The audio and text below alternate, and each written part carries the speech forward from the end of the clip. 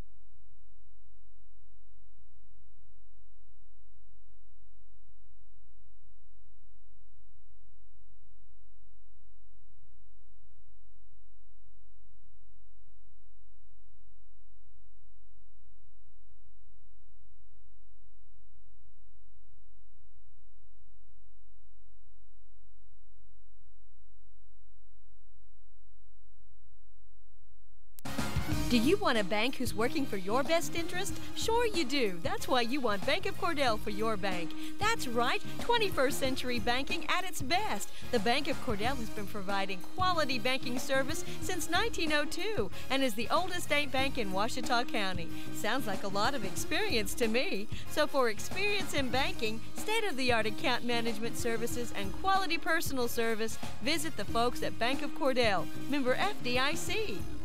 Friends, you'll find a store full of quality gift ideas at Cordell TV Appliance and Furniture in Cordell. Appliances and TVs from LG, Frigidaire, Whirlpool, KitchenAid, Speed Queen, Best Catnapper, Bassett and Ashley Furniture, bedding from Serta. Now listen, we service everything we sell, and we promise always the lowest possible prices and the absolute best service. Thanks so much for your friendship and your business. Cordell TV Appliance and Furniture. It's somewhere in Cordell.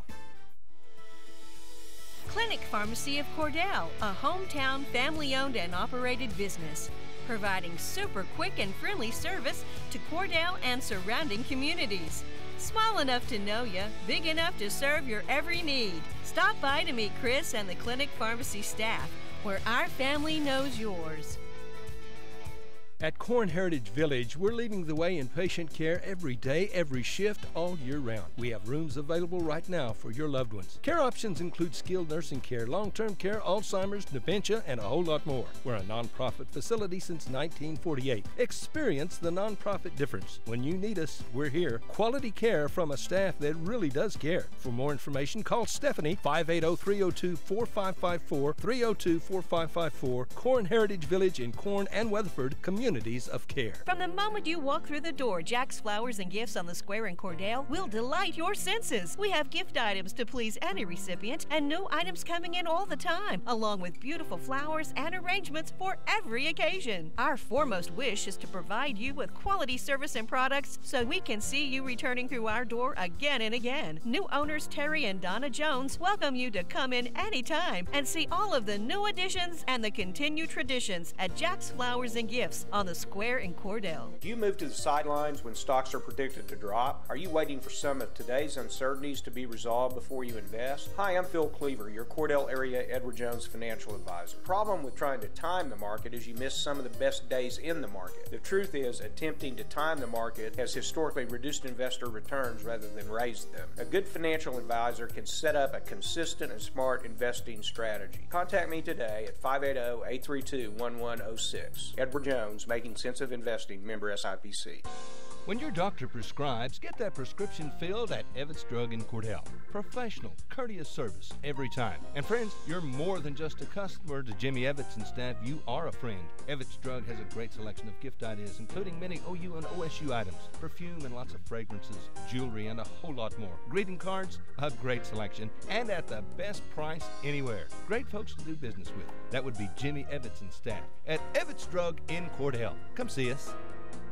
Everyone wants to be on a winning team, and that's why Great Plains Bank is a proud supporter of the Blue Devils. No matter what life may throw at you, Great Plains Bank has a play drawn up, and we're ready to go into overtime to win your business. What makes Great Plains Bank different is that we will make the extra push to get to the goal line. When it comes to your family's finances, every play counts. So pick a teammate you can trust. We want you on our team because with customers like you, we are greater together. Great Plains Bank, member FDIC and equal housing lender. Bring hope and peace to a child. Young children of all ages need homes. Please consider opening your loving home to a child in need. Children deserve to grow up in a loving, caring family. We have the services and community connections that can help foster families succeed. Contact your local youth service agency at 580-726-3383 for more details. Abused and neglected children are Oklahoma's most vulnerable population. Help is needed now. Great Plains Youth and Family Services is a proud sponsor of today's broadcast. From Farmers Insurance, we want to say go Big Blue to our Cordell Blue Devils. Come by and see us at Gregg Insurance Agency for all your insurance needs. Your Farmers Insurance agent. Stop by South Market in downtown Cordell. Go Big Blue!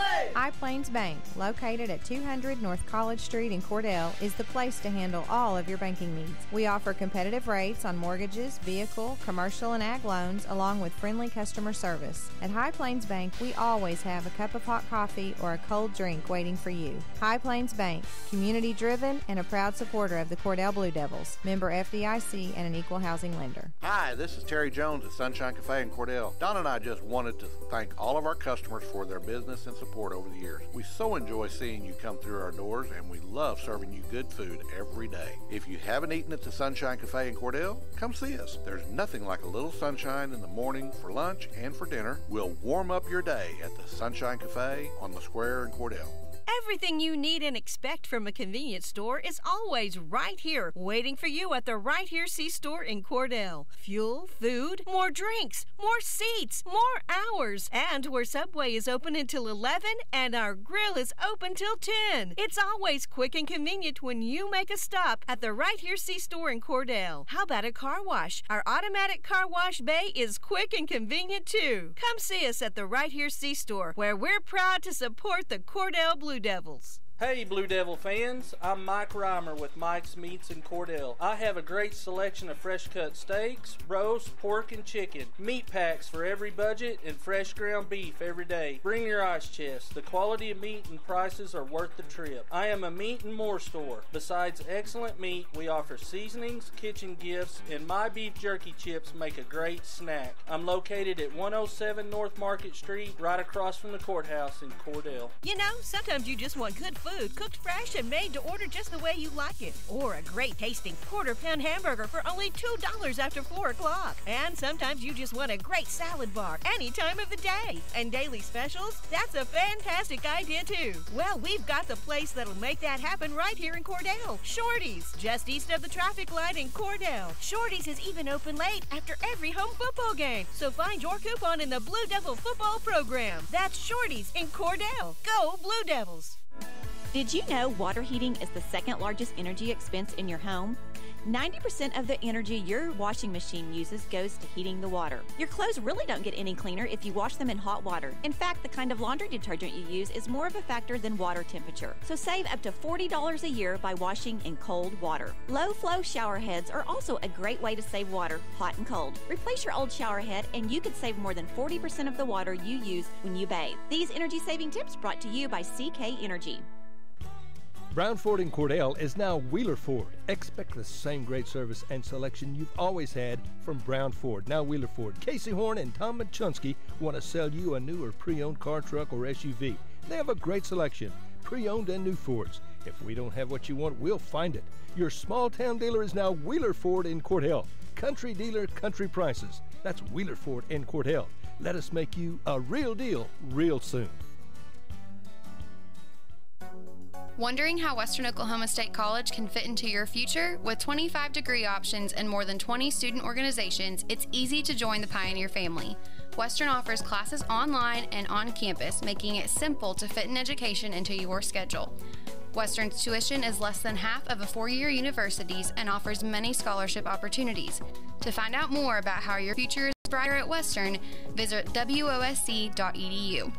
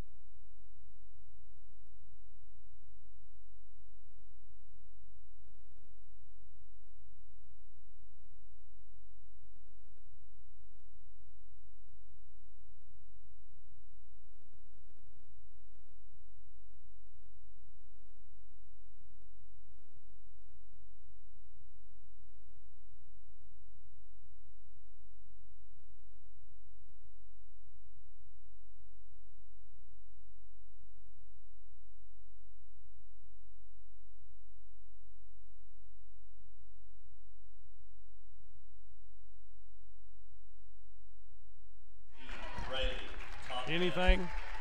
Yeah, I got you. Okay. So are we ready? I believe so. Okay. Good evening, ladies and gentlemen. Welcome to Cordell Gymnasium, a home ball game tonight for the Cordell Lady Blue Devils and the Blue Devils against the Seiling Lady Wildcats and Wildcats. We're going to see some really, really good teams tonight because the Seiling Lady Wildcats come in here with a 2-0 record, rated number 1 in the state. The Seiling Wildcats are rated number 4. They come in with a 4-1 record. So it's going to be exciting. Starting lineups, Mike. Have you got starting lineups? Yeah, we have starting lineups for the Lady Wildcats to kick off with is Kaya Whetstone, number 10. Number 12, Bria Nyberg. Number 15, Rayleigh Topfest. Number 20, Carly Gore, a really good ball player in Carly Gore. And number 23, her sister, Macy Gore. That's going to be a duo that we're going to have a tough time dealing with tonight. As far as the girls go, at a new-ish starting lineup, we had Madison Damon come out, Megan Brown, Taylor Jaworski,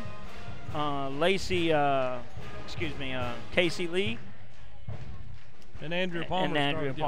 Yeah. I got lost in my names there. That's why I marked mine, so I know who I'm looking at. I can look up and get the names and numbers, but just nice to be back in the Cordell Gymnasium right here. Is that we're not doing anything there. Why not? No volume. So there it is. We got it now. There, we're back. Okay, we're underway. Seiling controls the tip. They go down to the west end. A shot from the left side. Ball comes loose off the Seiling. It should be Cordell ball. Good effort right there. And what you'll see a lot of from these Lady Wildcats is a full court press, and here it is. Inbound the ball will be Andrea Palmer. Andrea Palmer gets it in to Casey Lee right here in front of us. She's double teamed right here in front of the Cordell bench. Goes out of bounds off of the Seiling Lady Wildcats. Andrea Palmer to inbound one more time, gets it into Madison Damon. She'll go to the middle of the floor, tries to pass it over the defense. They steal it away. Right side layup for number 12. Nyberg gets her 2 points in the ball game on the turnover. Cordell inbounds it to Megan Brown. And, I've watched basketball for quite a long time, with my own children and watching girls' teams play before my boys play. And over the last 3 years, this Seiling Wildcat basketball team runs the best full-court press in girls' basketball I think I've seen. Down on the right side, Casey Lee went up, and then Taylor put it back up, and Taylor was fouled in the act of doing it. So Taylor Jaworski goes to the line to shoot free shots. First point for the Cordell Lady Blue Devils coming from the free throw line. Just like you taught her. And Taylor Jaworski made that one. So now Keith will say that he taught her how to do it. She missed her second attempt right there, but that's not Taylor's fault right there. That's Keith's fault. So ball comes out to number 23, a drive by Macy Gore, no good. Rebounded by Andrea Palmer. She's triple teamed down there. The ball comes back to Seiling. Put off the left side here by number 23. Macy Gore gets it and puts it back up for the Lady Wildcats. Double teaming here on the inbound play. Comes into Madison Damon. She goes down the right side to Casey Lee. Casey steps out. She's double teamed at the point of the ball. Goes back out into Taylor Jaworski had somebody guarding her real close right there, and the turnover for the Lady Blue Devils as she traveled just a little bit. Didn't really intend to, but it came loose down to the right corner for the Seiling Lady Wildcats. That long pass thrown away there in the corner by the Wildcats. Down to the cheerleading staff for the Cordell Lady Blue Devils. And so we've come down here and inbound the ball to Casey Lee. She draws the double team. She just throws it out of bounds. No way you're going to get out of that until you can get the ball down court. Yeah, they get that defense of theirs gets pretty sticky pretty quick. Into Megan Brown in the backcourt. One-on-one right there with Nyberg. Down the court it goes to Taylor Jaworski. Has her pockets picked by Carly Gore. Carly Gore comes back down the left side off the glass a little bit short. And the rebound right there by Whetstone ties it up with Casey Lee. I mean, that was a slam dance right there. She Yeah, grabbed it it was. hard. You could hear the ball pop as she hit that, trying to take it out of Casey Lee's hands. It'll be Cordell ball. And those two are the same kind of player, slender, athletic, same height. And if you look at them, same height, same hair color. Down court we go to Madison Damon, right side to the geezer bench in. She's only handled a little bit into Brown. She puts it up a little off balance, rebounded by Carly Gore. She'll come back to the middle of the floor. She'll work to the right corner, back out to the right wing. Ball comes loose to Macy Gore. Andrea Palmer's there putting a little body on her right there. And she's trying to bump her into the back court. And Andrea Palmer draws her first foul right there. Was that incidental contact or well, she if you were watching the Kansas City Chiefs game last night, it was about like that. Okay, she meant to do it then. Shot from the left side, left wing three ball, fighting for the rebound. That's going to be on Whetstone. Casey Lee was sandwiched in between right there. And number 10, Kyla Whetstone, got more of a contact than the rest of them, so she draws the foul. And got her for over the back. Into Megan Brown. She starts to dribble. It's kicked out of bounds by Macy Gore, trying to pass around her, and you're not going to do that very often. 4-1's her score, with the Seiling Lady Wildcats leading the Cordell Lady Blue Devils. Inbound here to Megan Brown. She'll draw the triple team back over to Andrea Palmer. Palmer starts to dribble, tries to get through traffic, picks up her dribble. Ball comes down court right in front of us to Damon. Damon goes left side to Casey Lee. Has her three-point attempt knocked out of bounds. And who moved? Bud Nelson moved on the geezer bench. Bud, if you're going to sit down there on the geezer bench, you can't be moving now. Can't flinch. Keith Gerlach didn't move, but Bud Nelson moved on the geezer bench. Lady Blue Devils have done a decent job of actually breaking this press, just haven't been able to convert on offense. Well, and Coach Rogers has worked with them pretty hard and worked them pretty hard this week in preparation for this ball game. Into Taylor Jaworski, out on the right side, down to Casey Lee in the right corner. She'll start to dribble out of that one. Comes top of the key to Megan Brown, left side three ball. Oh, my goodness. Rolled in and out, got 340 degrees on that circle and comes out wrong for Cordell. Yeah. Shot from the near side by Macy Gore. Rebound comes back out to her. She'll look at the three, pass over the right side to Totfest. Totfest goes in. Taylor Jaworski blocked that, whether it was a pass or a shot. Down the right side to Andrea Palmer, starts to put it up. It's knocked out of bounds by Macy Gore. Again, timeout on the floor by the Lady Wildcats. We'll take a 30-second break and join them. You're listening to Cordell Lady Blue Devil basketball right here on Fox Radio. Do you want a bank who's working for your best interest? Sure you do. That's why you want Bank of Cordell for your bank. That's right, 21st century banking at its best. The Bank of Cordell has been providing quality banking service since 1902 and is the oldest state bank in Ouachita County. Sounds like a lot of experience to me. So for experience in banking, state-of-the-art account management services, and quality personal service, visit the folks at Bank of Cordell, member FDIC. Friends, you'll find a store full of quality gift. All right, we're back here in the first quarter. 4:50 remaining in the first quarter. Lady Wildcats lead 4-1. Blue Devil basketball, however. And so the Lady Blue Devils will inbound down here on the east end. They get ready. Megan Brown inbounds out high to Andrea Palmer.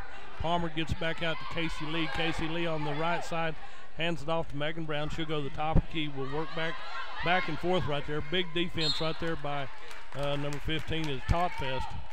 And kick ball by Seiling again. Got a sub coming in for Seiling. Number 34 will check in for Seiling. Harley Waldrop. Okay. And inbound to Casey Lee. Casey Lee comes to the top of the key. She'll work over to the right side. Defense is there with her. Has the ball tapped loose. Tapped back out. Comes back out off of tap back on Casey Lee, and it goes out of bounds off of Casey Lee. So it'll be Seiling ball with Seiling leading 4-1 here with 4.5 to go in this first period of play. Dish out to the left side to Totfest. Comes in, steps through right in the middle of the paint, puts it up.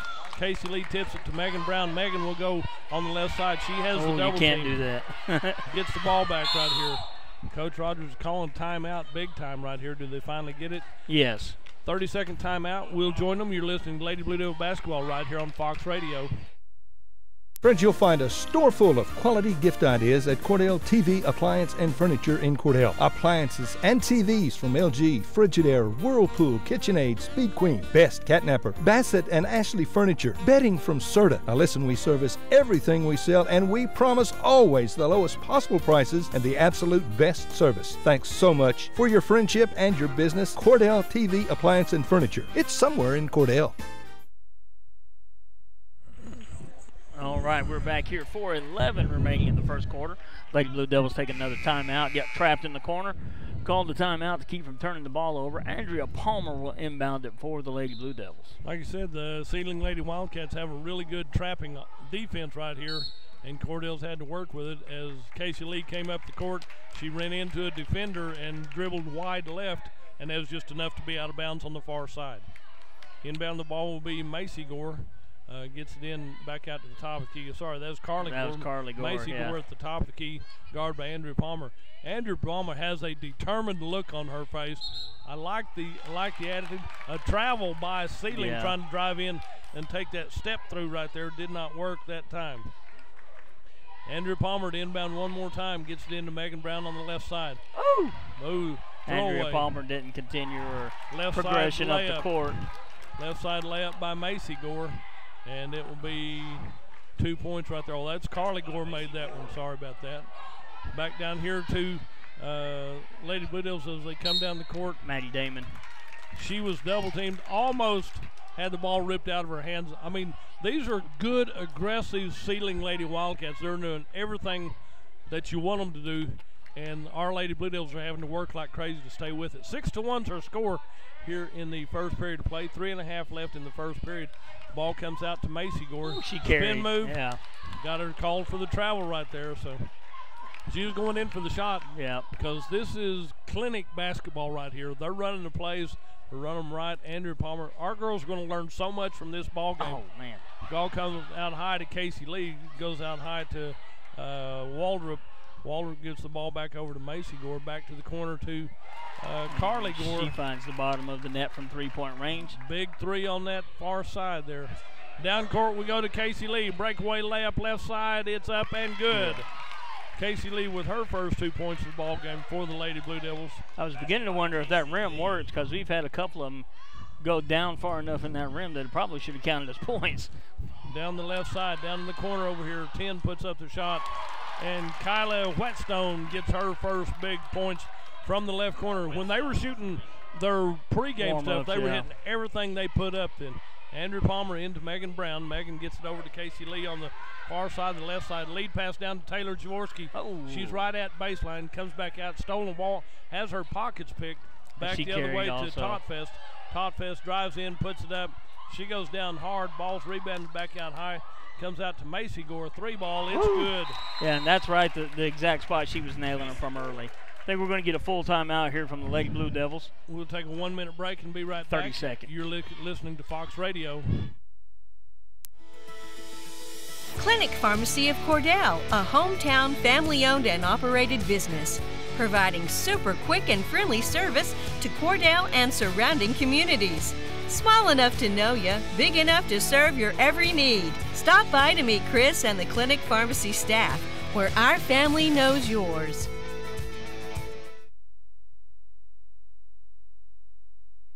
All right, we're back here.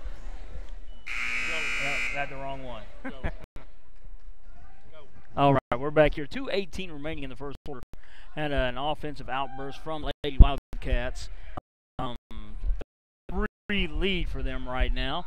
Lady Blue Devil basketball with a new one in the game. Camden Davis in the ball game. Turnover by there gives the ball back to Seiling down here on the west end of the floor, and it will be Seiling inbounding on the far side. The north side gets it in out high to Macy Gore. Macy back over the left side to Nyberg. She starts to drive in, steps around Casey Lee, and Nyberg has her 4th points of the ball game. So that gives it a 17-3 lead. Lead pass down to Casey Lee. Right side layup quickly. She gets her a loose ball. It's tapped away. It's tipped out by Seiling. Cordell will get the ball back one more time. Yeah, there's a lot of contact there that's not getting called, but it's been consistent as far as the aggressive nature of how these girls play defense. There's a steal. They read that pass all the way. Layup right side by Macy Gore. Yeah, that was a pretty easy pick there ahead. Out here to number 24, Camden Davis with the ball. And again, the defense from the Seiling Lady Wildcats, the coach is telling Brady Hamer, who's been a coach for a long time, we've seen him for years right here, he's going to get with it, get faster, get better, because you're going to have to be if you want to play in this league. Ball comes into Waldrop, back outside to the right side, 3-ball put up by Carly that's an Gore. Easy call, yeah. Number 34 is a little upset with the over-the-back call, but it was relatively easy to make. Number 34, Harley Waldrop for the Lady Wildcats. In on the far side is Casey Lee. She draws the double team, gets it into Megan Brown. Megan crosses the timeline. Ball comes back down. It's tipped away, comes back the other way to Brylan Nyborg. Layup on the right side by number 34. Waldrop gets her first 2 points on the ball. 21-3 is her score right here. Inbound to Camden Davis, comes over here, stolen away by the Lady Wildcats. Camden Davis stays with her step for step. Andrew Palmer gets the rebound because Camden Davis put a little work on there. She went on the left side. You know, that there's been some of these I felt like there's a little bit of much contact on, but if they let Camden get away with that, I'm okay. Yeah, I mean, they're letting them play. It's okay because our girls are going to learn this. Coach Rogers has worked with them real well. Down the other side, Lacey Birch on the right side to Andrew Palmer, into Andrew Palmer, back out to Davis. She puts up the 3-ball, rebound out to the Lady Wildcats as we head back to the east end of the court right here. 15 is Totfest. Right corner is Gore. That's Carly Gore. Has 2 threes from that point on the right side. That was just a set shot warm-up for her. She didn't. We didn't close out on defense very well that Down to Andrew Palmer, tries to make a pass. Defense is there, and Totfest takes it back right side for the lab. A little bit strong, but it has the shooter's touch right there, and Totfest gets her first 2 points of the ball game. 26-3 is our score with 10 seconds left in this first period of play. Coach Rogers is smiling. You got to understand, everybody knew what this was coming into this ball game. Andrew Palmer with the ball, top key, left side over to Davis, in the paint to Birch. She drives in, puts it up, and at the end of the first period of play, it's Cordell 3, Seiling 26. We'll take a 1-minute break and be right back. You're listening to Lady Blue Devil Basketball right here on Fox Radio. At Corn Heritage Village, we're leading the way in patient care every day, every shift, all year round. We have rooms available right now for your loved ones. Care options include skilled nursing care, long-term care, Alzheimer's, dementia, and a whole lot more. We're a nonprofit facility since 1948. Experience the nonprofit difference. When you need us, we're here. Quality care from a staff that really does care. For more information, call Stephanie, 580-302-4554, 302-4554. Corn Heritage Village in Corn and Weatherford, communities of care. From the moment you walk through the door, Jack's Flowers and Gifts on the Square in Cordell will delight your senses. We have gift items to please any recipient and new items coming in all the time, along with beautiful flowers and arrangements for every occasion. Our foremost wish is to provide you with quality service and products so we can see you returning through our door again and again. New owners Terry and Donna Jones welcome you to come in anytime and see all of the new additions and the continued traditions at Jack's Flowers and Gifts on the Square in Cordell. All right, we're back here to begin the second quarter. Lady Blue Devils trail this one early, 26-3, and the Lady Wildcats have just put on a defensive clinic here. They're a very good pressing team, very good defensive team with talent. Possession error to the Lady Blue Devils. They inbound, work it inside right here, and as number 5, Erin Dudgeon. She's back on the court again. Good. Glad to see her back for the Lady Blue Devils. They called a dual possession. Kind of looked like a foul to me. Well, she probably will have a bruise from it, but no problem there. But they're not calling it the other way either, so hey, let them play. Let them play. A drive left side by Macy Gore. Ball comes out to number 15 for Cordell. That'll be Renee Jaworski, who's in also for the Lady Blue Devils. Coach Rogers said, you're going to get to play, and you're going to find out what it is right here. Down here in the corner, they're blocked off here in the corner, and I can't. It's going to be an inbound play. It's going to be an inbound play. Blue Devil basketball. Greg Cox shiny spot there is in the way. We won't tell him that, though. So, ball comes down the court to the Seiling Lady Wildcats. Right side, Totfest finds an opening, drives in right side. She'll go to the line to shoot 2 as number 32 fouled her. Casey Lee draws her first foul called in the ball game. And it'll be shooting right there. Totfest goes to the free throw line to shoot free shots her first time to the line. She hit 2 points in the first period of play, and she'll get to take 2 free shots here. You know, just watching this team, I think the only thing that'll slow this Seiling Lady Wildcats defense down is officiating. If they get in a set of officials that's real ticky-tacky, they might have a few problems. But other than that, defensively, they're not going to have very many problems. They're going to be pretty strong all year long, and then they just need more competition to make them better as they go. Megan Brown puts up a 3 from the top of the key over to the far side. Camden Davis let that go out of bounds. If she could have got it, I know she would have, but she just looked at it. So. Yeah. All right. Back the other way for the Seiling Lady Wildcats. If you're going to leave her open, yeah. 3 ball puts it up. Camden Davis with the rebound on the far side. Clears it out to Megan Brown. Megan brings the ball up the court. She's guarded closely there by 21. Back over to the far side to Aaron Dudgeon. Aaron has the ball tipped away. It goes out to Camden Davis. Top of the key. Back over to Jaworski. Renee Jaworski. Back in give and go. Good find. Good find. Aaron Dudgeon goes up, and she's fouled in the act of shooting. She'll shoot 2 fouls right there. Megan Brown found Aaron Dudgeon cutting across the lane through the middle of a bunch of defenders. Nice pass by Megan. And this will put Aaron Dudgeon on the free throw line to shoot 2 right here. No points in the first period. Let's see if she can hit a free shot. Whoops, that one rims out the wrong way for Cordell. She'll get to take her second attempt right here. 28-3 is her score with the Lady Wildcats on top. Free shot she gets is the good. second. Rips the net on that one. You find your range on the first one and make the second, because it's one thing shooting them in warm-ups. It's something else in the game situation. Drive left side, Totfest, 3 ball, a little bit long. That's a pass over to Whetstone.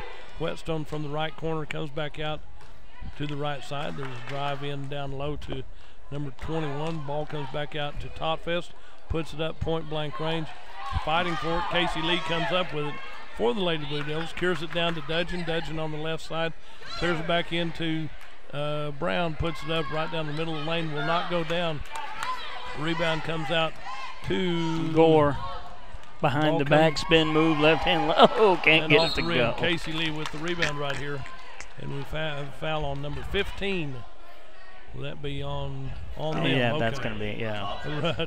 Rayleigh Thompson. I had no idea which one is calling. Little Davis comes out to take a little break. She's had some good minutes on the floor. And placed by Andrea Palmer. Palmer's back in for the Lady Blue Devils after a little bit of a rest on the bench. 28-4 is our score.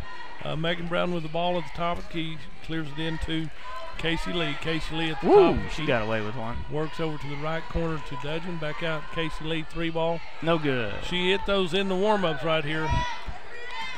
And down we go the other way to Gore. Gore comes in, clears it back out to number 11 out high for the Lady Wildcats. That'll be Shook.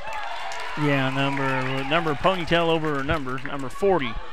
40 made the shot. Kylie there. Gore. There's another Gore. Oh, we got more then. We got more of them. Shook the Gore on that one. Right now there are 2. There's Kylie and Carly, and then there's Macy. I think Kylie and Carly are seniors. Macy be a little bit younger then. So ball stolen away by Carly Gore. Virtually on cue. Right side layup. Now. There it is. That gives Carly her 10th point of the ball game. 32-4. That's an 8-1 lead right there. Yeah. You don't see that very often. No, don't see that very often, man. Ball comes out to Dudgeon. Dudgeon drives. And I think to fully appreciate what our girls are up against, you really need to see it. I don't think our commentating does it justice. Really good basketball team for these Seiling Lady Wildcats. Well, Seiling's putting on a clinic right here, and we knew it'd be this way. It's been this way for several years with Seiling. I mean, they're rated #1 in the state in Class A for a reason right here. Yeah, have a couple of state titles in the last few years. Comes out to Megan Brown across the timeline to Andrea Palmer. Andrea comes from left side to right side, north to south. Comes back down here. Good man-to-man defense by the Seiling Lady Wildcats. Drive right here and here by Aaron Dudgeon. Starts to go up. She's triple teamed as she goes up. Comes out to the Lady Wildcats. and she's fouled by number 5. Aaron Dutchin might have bumped into her. That's one of the first frustration fouls. Yeah. She drives and drew a lot of contact, and then so she reciprocated the contact. Well, there's contact on both ends right here. Yeah. And when you're getting kicked 32-4, it's kind of easy in the to second get a little quarter. frustrated. Yeah, in the second quarter. In the first half of the second quarter, too. Ball comes out high to Carly Gore. My Spin goodness. move comes in the paint down on the right side. 3-ball put up by number 34 is Waldrop. There's a push away from the ball right here. And That's a good hustle penalty there by Shook. Shook got that one, okay. Foul on Harley Walker, I'm sorry. Harley Waldrop. Waldrop. Draws her second one. So ball comes down to 0-0. Madison Damon with the ball. Clears it down to Casey Lee. Casey Lee baseline right, gets the ball back out to Damon. Damon looks back over to Casey Lee in the corner.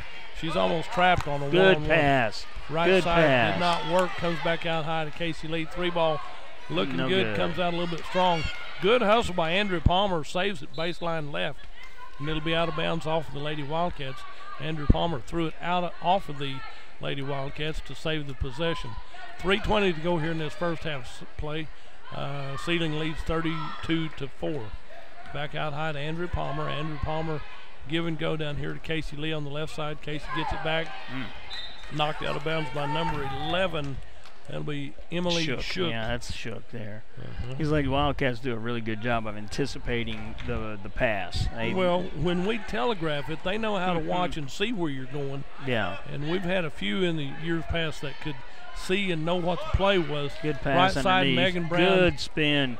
Oh, can't get it to go. She was too far under on the right side, tried to put it over the basket, and it comes out. Somebody is called for travel as they moving their knee, whatever, any way to give it back to the Lady Blue Devils so they can get another point here.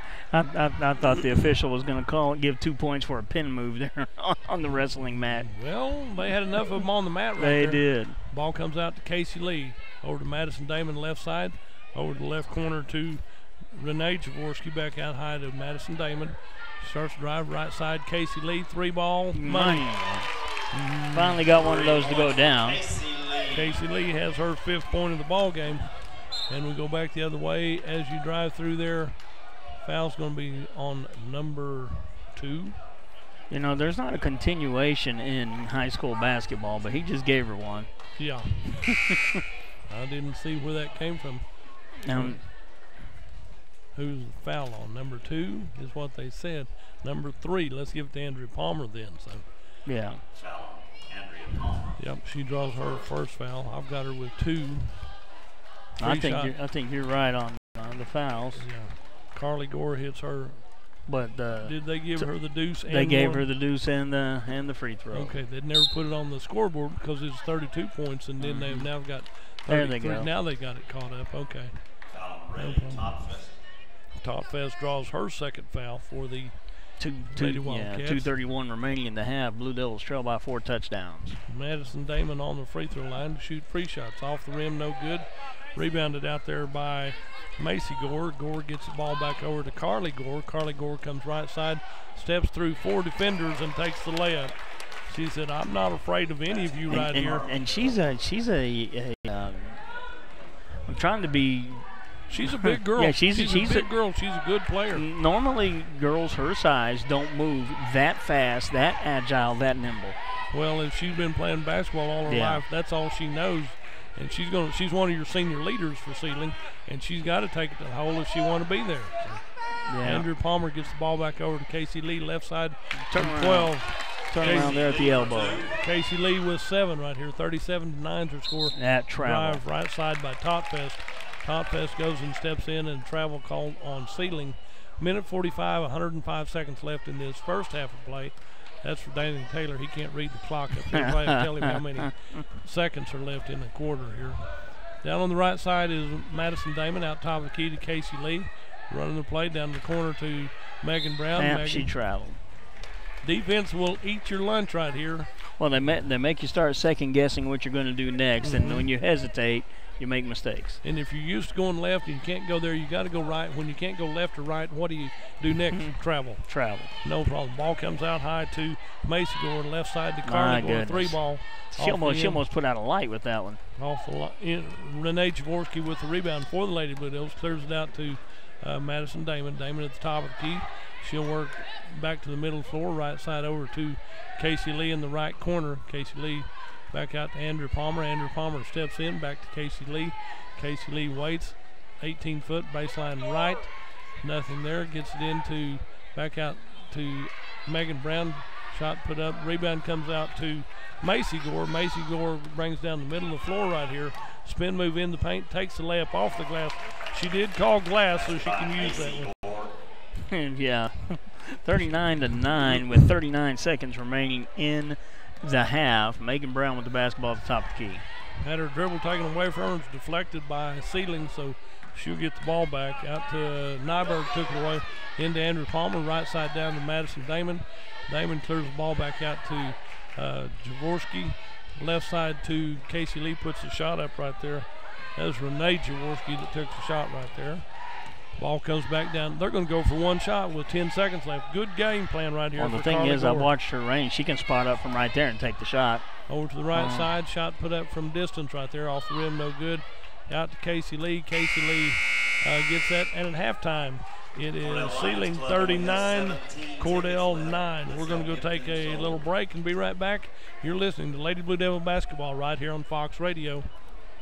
Do you move to the sidelines when stocks are predicted to drop? Are you waiting for some of today's uncertainties to be resolved before you invest? Hi, I'm Phil Cleaver, your Cordell area Edward Jones financial advisor. The problem with trying to time the market is you miss some of the best days in the market. The truth is, attempting to time the market has historically reduced investor returns rather than raised them. A good financial advisor can set up a consistent and smart investing strategy. Contact me today at 580-832-1106. Edward Jones, Making Sense of Investing, member SIPC. When your doctor prescribes, get that prescription filled at Evetts Drug in Cordell. Professional, courteous service every time. And friends, you're more than just a customer to Jimmy Evetts and staff. You are a friend. Evetts Drug has a great selection of gift ideas, including many OU and OSU items, perfume and lots of fragrances, jewelry, and a whole lot more. Greeting cards, a great selection, and at the best price anywhere. Great folks to do business with. That would be Jimmy Evetts and staff at Evetts Drug in Cordell. Come see us. Everyone wants to be on a winning team, and that's why Great Plains Bank is a proud supporter of the Blue Devils. No matter what luck may throw at you, Great Plains Bank has a play drawn up, and we're ready to go into overtime to win your business. What makes Great Plains Bank different is that we will make the extra push to get to the goal line. When it comes to your family's finances, every play counts. So pick a teammate you can trust. We want you on our team because with customers like you, we are greater together. Great Plains Bank, member FDIC and equal housing lender. Bring hope and peace to a child. Young children of all ages need homes. Please consider opening your loving home to a child in need. Children deserve to grow up in a loving, caring family. We have the services and community connections that can help foster families succeed. Contact your local youth service agency at 580-726-3383 for more details. Abused and neglected children are Oklahoma's most vulnerable population. Help is needed now. Great Plains Youth and Family Services is a proud sponsor of today's broadcast. From Farmers Insurance, we want to say go Big Blue to our Cordell Blue Devils. Come by and see us at Gregg Insurance Agency for all your insurance needs. Your Farmers Insurance agent. Stop by South Market in downtown Cordell. Go Big Blue! High Plains Bank, located at 200 North College Street in Cordell, is the place to handle all of your banking needs. We offer competitive rates on mortgages, vehicle, commercial, and ag loans, along with friendly customer service. At High Plains Bank, we always have a cup of hot coffee or a cold drink waiting for you. High Plains Bank, community-driven and a proud supporter of the Cordell Blue Devils, member FDIC and an equal housing lender. Hi, this is Terry Jones at Sunshine Cafe in Cordell. Don and I just wanted to thank all of our customers for their business and support over the years. We so enjoy seeing you come through our doors, and we love serving you good food every day. If you haven't eaten at the Sunshine Cafe in Cordell, come see us. There's nothing like a little sunshine in the morning for lunch and for dinner. We'll warm up your day at the Sunshine Cafe on the square in Cordell. Everything you need and expect from a convenience store is always right here, waiting for you at the Right Here C-Store in Cordell. Fuel, food, more drinks, more seats, more hours, and where Subway is open until 11 and our grill is open till 10. It's always quick and convenient when you make a stop at the Right Here C-Store in Cordell. How about a car wash? Our automatic car wash bay is quick and convenient too. Come see us at the Right Here C-Store, where we're proud to support the Cordell Blue Devils. Hey Blue Devil fans, I'm Mike Reimer with Mike's Meats in Cordell. I have a great selection of fresh cut steaks, roast, pork, and chicken, meat packs for every budget, and fresh ground beef every day. Bring your ice chest. The quality of meat and prices are worth the trip. I am a meat and more store. Besides excellent meat, we offer seasonings, kitchen gifts, and my beef jerky chips make a great snack. I'm located at 107 North Market Street, right across from the courthouse in Cordell. You know, sometimes you just want good food, cooked fresh and made to order just the way you like it. Or a great tasting quarter-pound hamburger for only $2 after 4 o'clock. And sometimes you just want a great salad bar any time of the day. And daily specials? That's a fantastic idea too. Well, we've got the place that'll make that happen right here in Cordell. Shorty's, just east of the traffic light in Cordell. Shorty's is even open late after every home football game. So find your coupon in the Blue Devil football program. That's Shorty's in Cordell. Go Blue Devils! Did you know water heating is the second largest energy expense in your home?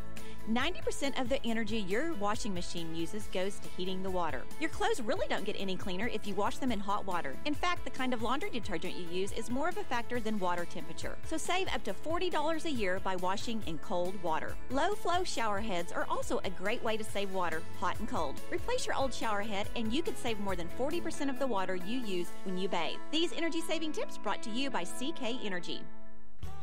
Brown Ford in Cordell is now Wheeler Ford. Expect the same great service and selection you've always had from Brown Ford, now Wheeler Ford. Casey Horn and Tom Machunsky want to sell you a new or pre-owned car, truck, or SUV. They have a great selection, pre-owned and new Fords. If we don't have what you want, we'll find it. Your small-town dealer is now Wheeler Ford in Cordell. Country dealer, country prices. That's Wheeler Ford in Cordell. Let us make you a real deal real soon. Wondering how Western Oklahoma State College can fit into your future? With 25 degree options and more than 20 student organizations, it's easy to join the Pioneer family. Western offers classes online and on campus, making it simple to fit an education into your schedule. Western's tuition is less than half of a four-year university's and offers many scholarship opportunities. To find out more about how your future is brighter at Western, visit wosc.edu. Do you want a bank who's working for your best interest? Sure you do. That's why you want Bank of Cordell for your bank. That's right, 21st century banking at its best. The Bank of Cordell has been providing quality banking service since 1902 and is the oldest state bank in Ouachita County.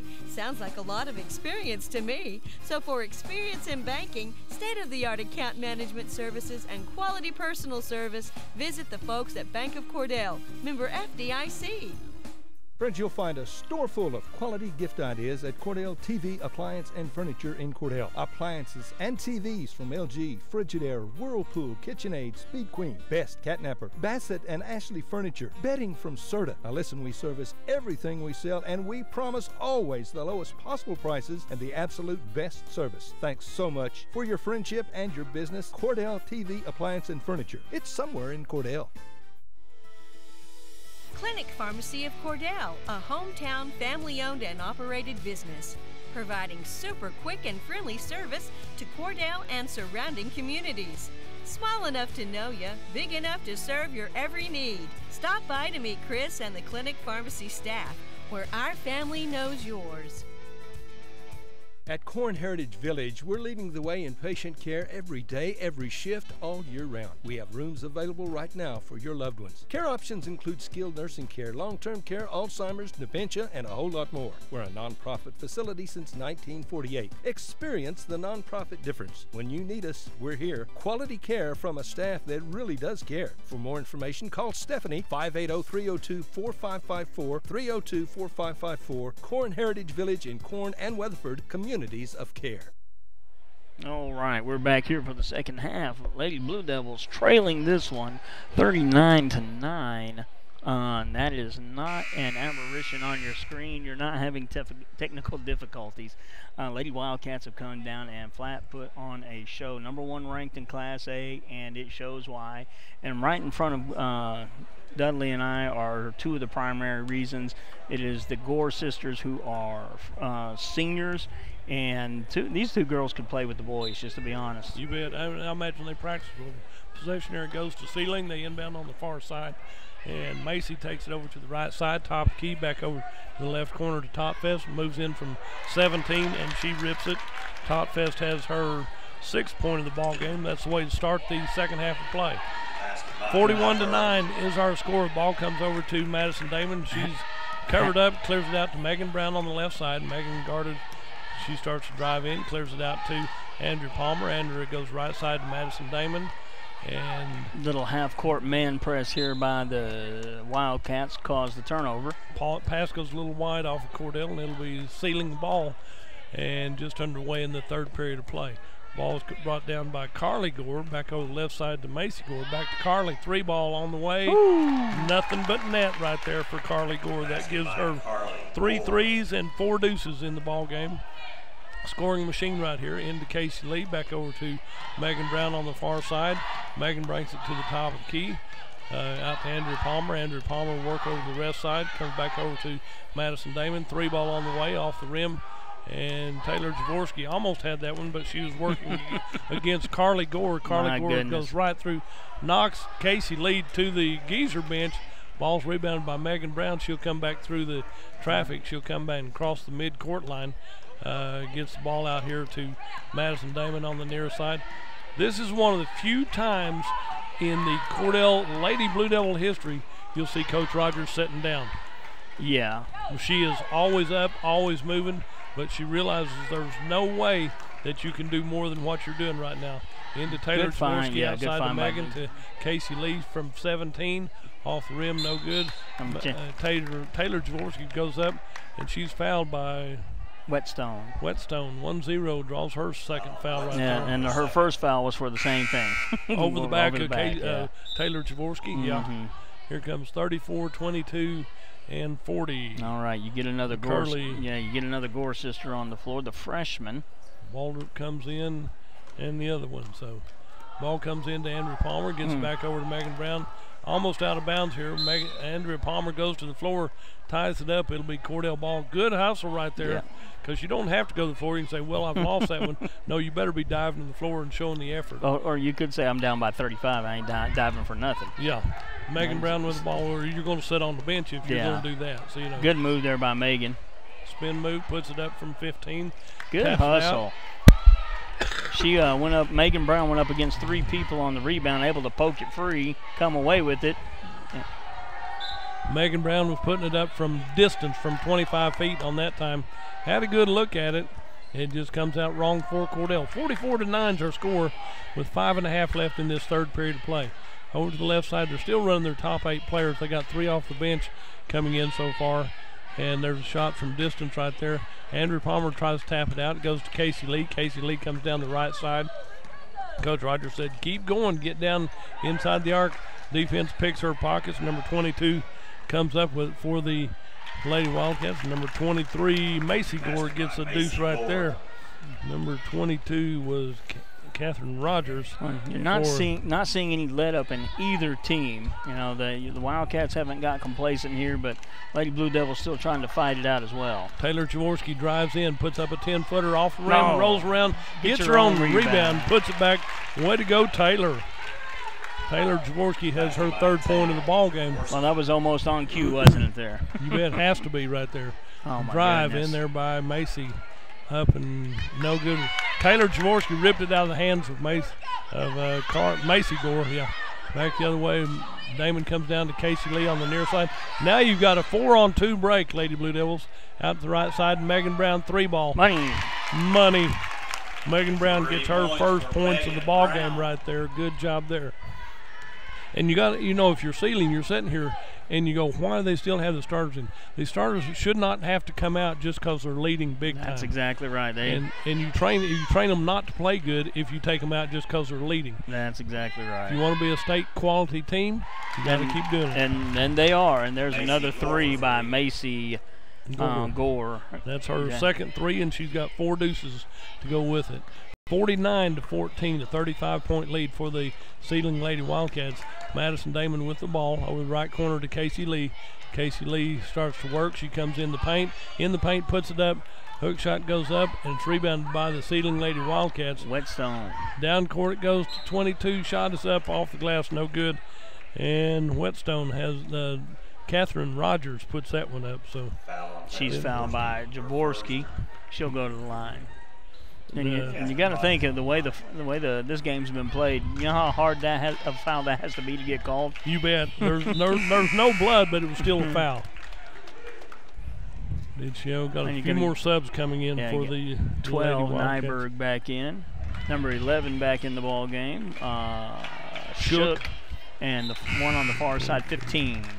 Makes her free shots. Both her free shots right there are made by Catherine Rogers. So she has her first 2 points of the ball game. 51-14 is her score with 3.5 left. Madison Claver back into the ball game for the Lady Wildcats also. Out to Andrea Palmer, top of the key. Andrea drives down over to Madison Damon on the left side. Starts to drive baseline left. Comes back out to Andrea Palmer. I'm impressed by the defense for these Lady Wildcats. Yeah, it's wild. It's drive off the glass by Madison Damon. And she's taking some shots tonight. A lot of times she will not take shots, and maybe that's the play, the way it's designed or whatever. But she's working. She's having to go for it because your seniors are covered up over there. Megan Brown inbounds to Casey Lee in the paint. Rolls out wrong. Point blank range. Casey Lee's a little frustrated with herself, but she's working hard. Drive down the court to the left side to the Lady Wildcats, top of the key. Nothing. Thought she was going to make that. Yeah, Carly Gore had a good look at it. And she's not going to miss that one too often. Casey Lee down the court to Megan Brown on the right side. Back to Casey Lee. Stolen away by Gore. Back down to Taylor Jaworski. She's sandwiched in there. Double team, and they call the tie up right there. Dual possession, so it'll be Cordell ball. Okay. Underneath their own basket. Okay. We're going to move over here to the near side. Something fell out on the floor on the far side, so Megan Brown to inbound for the Lady Blue Devils. Out high to Andrew Palmer. Right side over to Madison Damon. Damon starts to dribble. Comes baseline right. Back out high to Megan Brown. Megan with the ball. Drives in. Dishes back to Madison Damon. Comes down the left side to Taylor Jaworski. Taylor Jaworski finds an opening. Has her pockets picked as she goes around Lady Wildcats. Carly Gore comes up with left side, right side, and off the glass. Number 15, Topfest gets her 4th point this period. 8th point for the ball game. Makes it 53-14. 2:10 to left in this third period play. Lob pass down to Andrew Palmer. Right side over Casey Lee. Finds an opening. Drives in off the baseline right. And Casey Lee has her 9th point of the ball game. Down the left side for the Seiling Lady Wildcats. Through the Topfest down the right side to the other one. Puts it up. Andrew Palmer. other Macy Gore. And Andrew Palmer with a rebound. Clears it back to Madison Damon. Through traffic. Comes down court to Andrew Palmer on the left side. One thing about it, these Lady Blue Devils are improved. You look at the score and go, how can they be? They're so much better today than they were a week ago. It's not even funny. Yeah. Drive on the right side. And they'll be better next week than they are today. You know, when you face these tough teams like this, it tends to make you quite a bit better. And when next Tuesday we will see Okarche here tonight. They're highly rated in Class A also. Ball comes down, tapped away by the Seiling Lady Wildcats. Back on the near side here, tapped out of the hands of Nyberg. And it'll be an inbound play for the Lady Wildcats right here in front of us. Andrew Palmer comes out to take a little breather right here as number 24, Camden Davis, checks back in for Cordell. Inbound to Macy Gore. Macy on the left side. Starts to work, steps through traffic, puts up a shot. Partially deflected, so there's a foul called right there on one of the Cordell Lady Blue Devils. White, number 10, B. Megan Brown, draws her first foul called in the ball game. Well, I like how you said that. First foul called. Well, I'm going to emphasize on that because there might have been contact in every possession down the court. Yeah, no doubt, no doubt. On the free throw line, first one is in and good by Macy Gore. That's her first free shot tonight. So she's hit for the cycle. She's got deuces and trays and singles right here. Hits both of them right here. Gives her 7 points this period, 16 in the ball game. 57-16 is her score. Megan Brown with the ball, crosses the timeline, picks up her dribble at the top of the key, will work down baseline left, clears it back out to Davis, over the left side to Casey Lee. Casey Lee gets sandwiched in there. Dual possessions called, and Casey Lee, you can see a little frustration on her because whatever they're doing, it's not quite good enough yet. But that's how good Seiling is. And Cordell, anybody they've played so far this season, they could come back and win against them the way they're playing tonight. Gore, there's Macy Gore hits another big three for the Lady Wildcats. A little bit of English on that ball she put up. Had a little spin going through the net, didn't it? Megan Brown with the ball, crosses the half line, works over to the left side into Taylor Jaworski. Taylor Jaworski raises the ball up. She has her pockets picked. She's sandwiched in there. And two black jerseys, and Taylor was in the middle of it, and they both above her head trying to take the ball away from her. Didn't get it done because Taylor fights that hard. Ball comes out high to Casey Lee. Casey top of the key to Camden Davis. Right side over to Taylor Jaworski. Taylor in the paint to back out to Jaworski. Top of the key to Madison Damon. She'll work over to the right side. Picks up her dribble left side over to Megan Brown. Three ball up. Comes out short. And Carly Gore gets the rebound. Clears it back out to Macy Gore. Half court shot at the ball at the buzzer. Just rims out. And balls are moved on that shot on the Geezer bench. We're going to take a 1 minute break and be right back. You're listening to Lady Blue Devil Basketball right here on Fox Radio. From the moment you walk through the door, Jack's Flowers and Gifts on the Square in Cordell will delight your senses. We have gift items to please any recipient and new items coming in all the time, along with beautiful flowers and arrangements for every occasion. Our foremost wish is to provide you with quality service and products so we can see you returning through our door again and again. New owners Terry and Donna Jones welcome you to come in anytime and see all of the new additions and the continued traditions at Jack's Flowers and Gifts on the Square in Cordell. Do you move to the sidelines when stocks are predicted to drop? Are you waiting for some of today's uncertainties to be resolved before you invest? Hi, I'm Phil Cleaver, your Cordell area Edward Jones financial advisor. The problem with trying to time the market is you miss some of the best days in the market. The truth is, attempting to time the market, you move to the sidelines when stocks are predicted to drop. Are you waiting for some of today's uncertainties to be resolved before you invest? Hi, I'm Phil Cleaver, your Cordell area Edward Jones financial advisor. The problem with trying to time the market is you miss some of the best days in the market. All right, we're back here. 7:43 joins in action here. Missed the best intentional foul tonight with Camden Davis draws her first foul called. And on the free throw line is number 12, Brian Nyberg. She puts her first free shot. Front iron right there, rolls out wrong. That rolls out for Cordell instead of in for Seiling. Yeah, Camden Davis didn't like Nyberg picking her pocket, and she bulldogged her just a little bit. Second one rolls around and drops in for Nyberg's 7th point of the ball game. 61-16. That's a 48-point lead. No, it's more than that. What is it? I can't. A 45-point lead. I know it's one of those numbers that are referred. There's number 5. Number 15 draws the foul. Totfest draws the foul. And Aaron Dudgeon will go to just an inbound play. Well, I like what he's done here. He's still got 3 starters on the floor for Seiling. And what you do is you end up getting your backups time with their starters, and that actually makes them better as opposed to just putting backups with backups with backups. Down to Carly Gore, left Good side block. off the glass. Oh. Nyberg puts it up, and it'll be out of bounds. Number 24 draws the foul. Camden Davis, her second. Yeah, she's going to draw the foul, but I think that was clean. It was a good foul. Yeah, I'm 70 feet away. I saw it better than him. You bet, you bet. And you don't have a whistle in your mouth, so yeah, it's that's okay. right. On the free throw line, Nyberg just hit 1 of 2, so she's hit 2 of 3 now. And so she has her 8th point. She'll get to take one more. 62-16, off the rim, no good. Casey Lee with the rebound for the Lady Blue Devils. Casey Lee will bring it down the middle of the court, finds an opening out to the right side to Davis, puts up the 3, comes up a little short, and the Lady Wildcats block a little Dudgeon off of tapping that back in.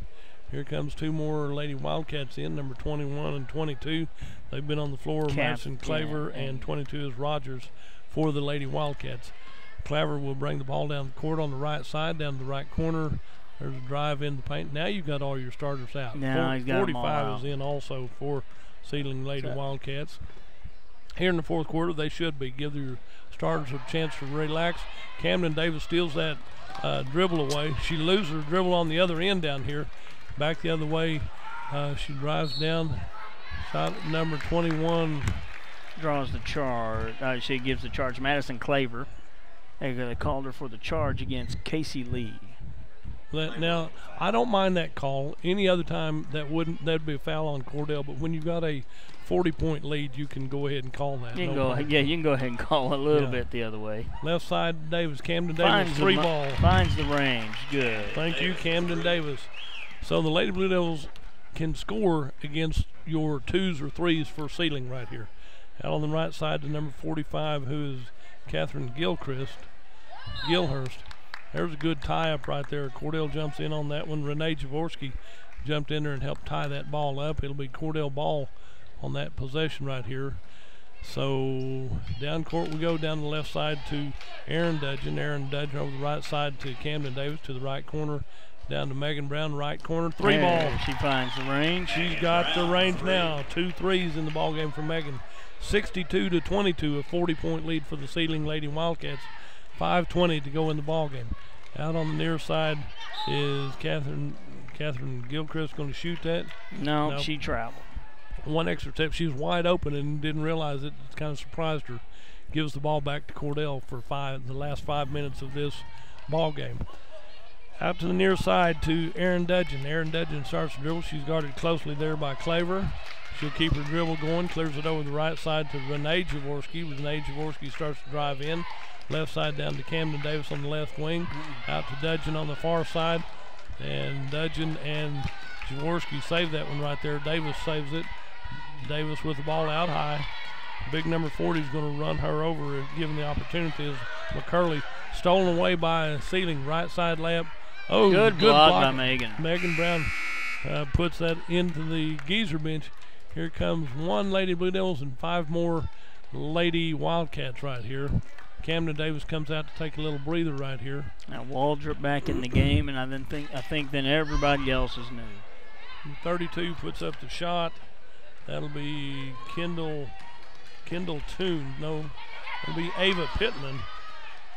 32 puts up the shot. Brandy Johnson on the floor.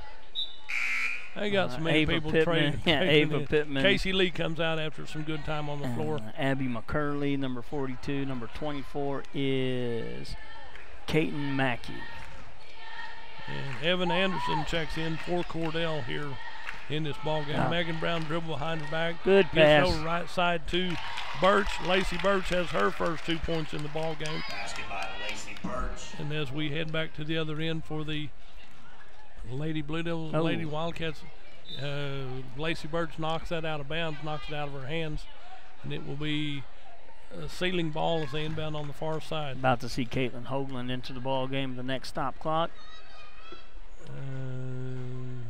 Mackenzie Hoagland. Mackenzie, I'm sorry, I said Caitlin. You're getting there. You're trying to throw me off, giving me these bogus names. Ball's passed away. It goes down to big number 22 for Cordell, Evan Anderson, in for the Lady Blue Devils.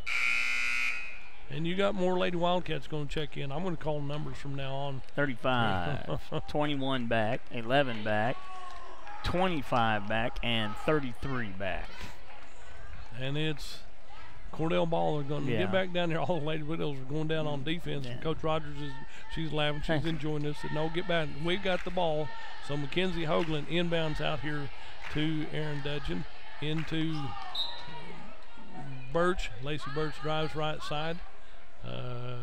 Ball out to the Lady Blue Devils. And so who's going to inbound this time?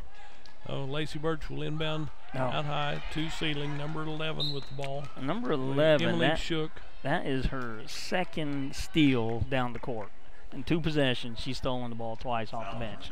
Well, when you broadcast your pass and you're watching it, you're following your eyes of the person with the ball, and it's easier to get to it if you're in good position. Left side, Shook puts up the 3. Rebound comes out, tapped away by Evan Anderson, but it goes back to the Lady Wildcats. She's going to be fouled by number 5, Aaron Dudgeon, will draw her second foul. And now Dudgeon will get that one. 62-24 with 3 minutes left in the ball game. And 38-point lead for the Lady Wildcats. Down to the right corner, to the left side. Number 11 starts to drive down the corner, back out top of the key to 33, puts it up. 3 ball looked good right there for Kendall Toon. Back the other way to Dudgeon with the ball, gets through traffic. Foul called somewhere. Got to be on. That's going to be on Blue. They're going to get Lacey Birch. She'll draw her first foul called in the ball game. That'll be the front end of a 1-and-1 for the Lady Wildcats. Number 21, Madison Claver, to go to the line to shoot the free shots right here. 2:40 to go. We're just going to say that Seiling cleared the benches, played everybody, and I'll try to get you scores on the one that scored right here.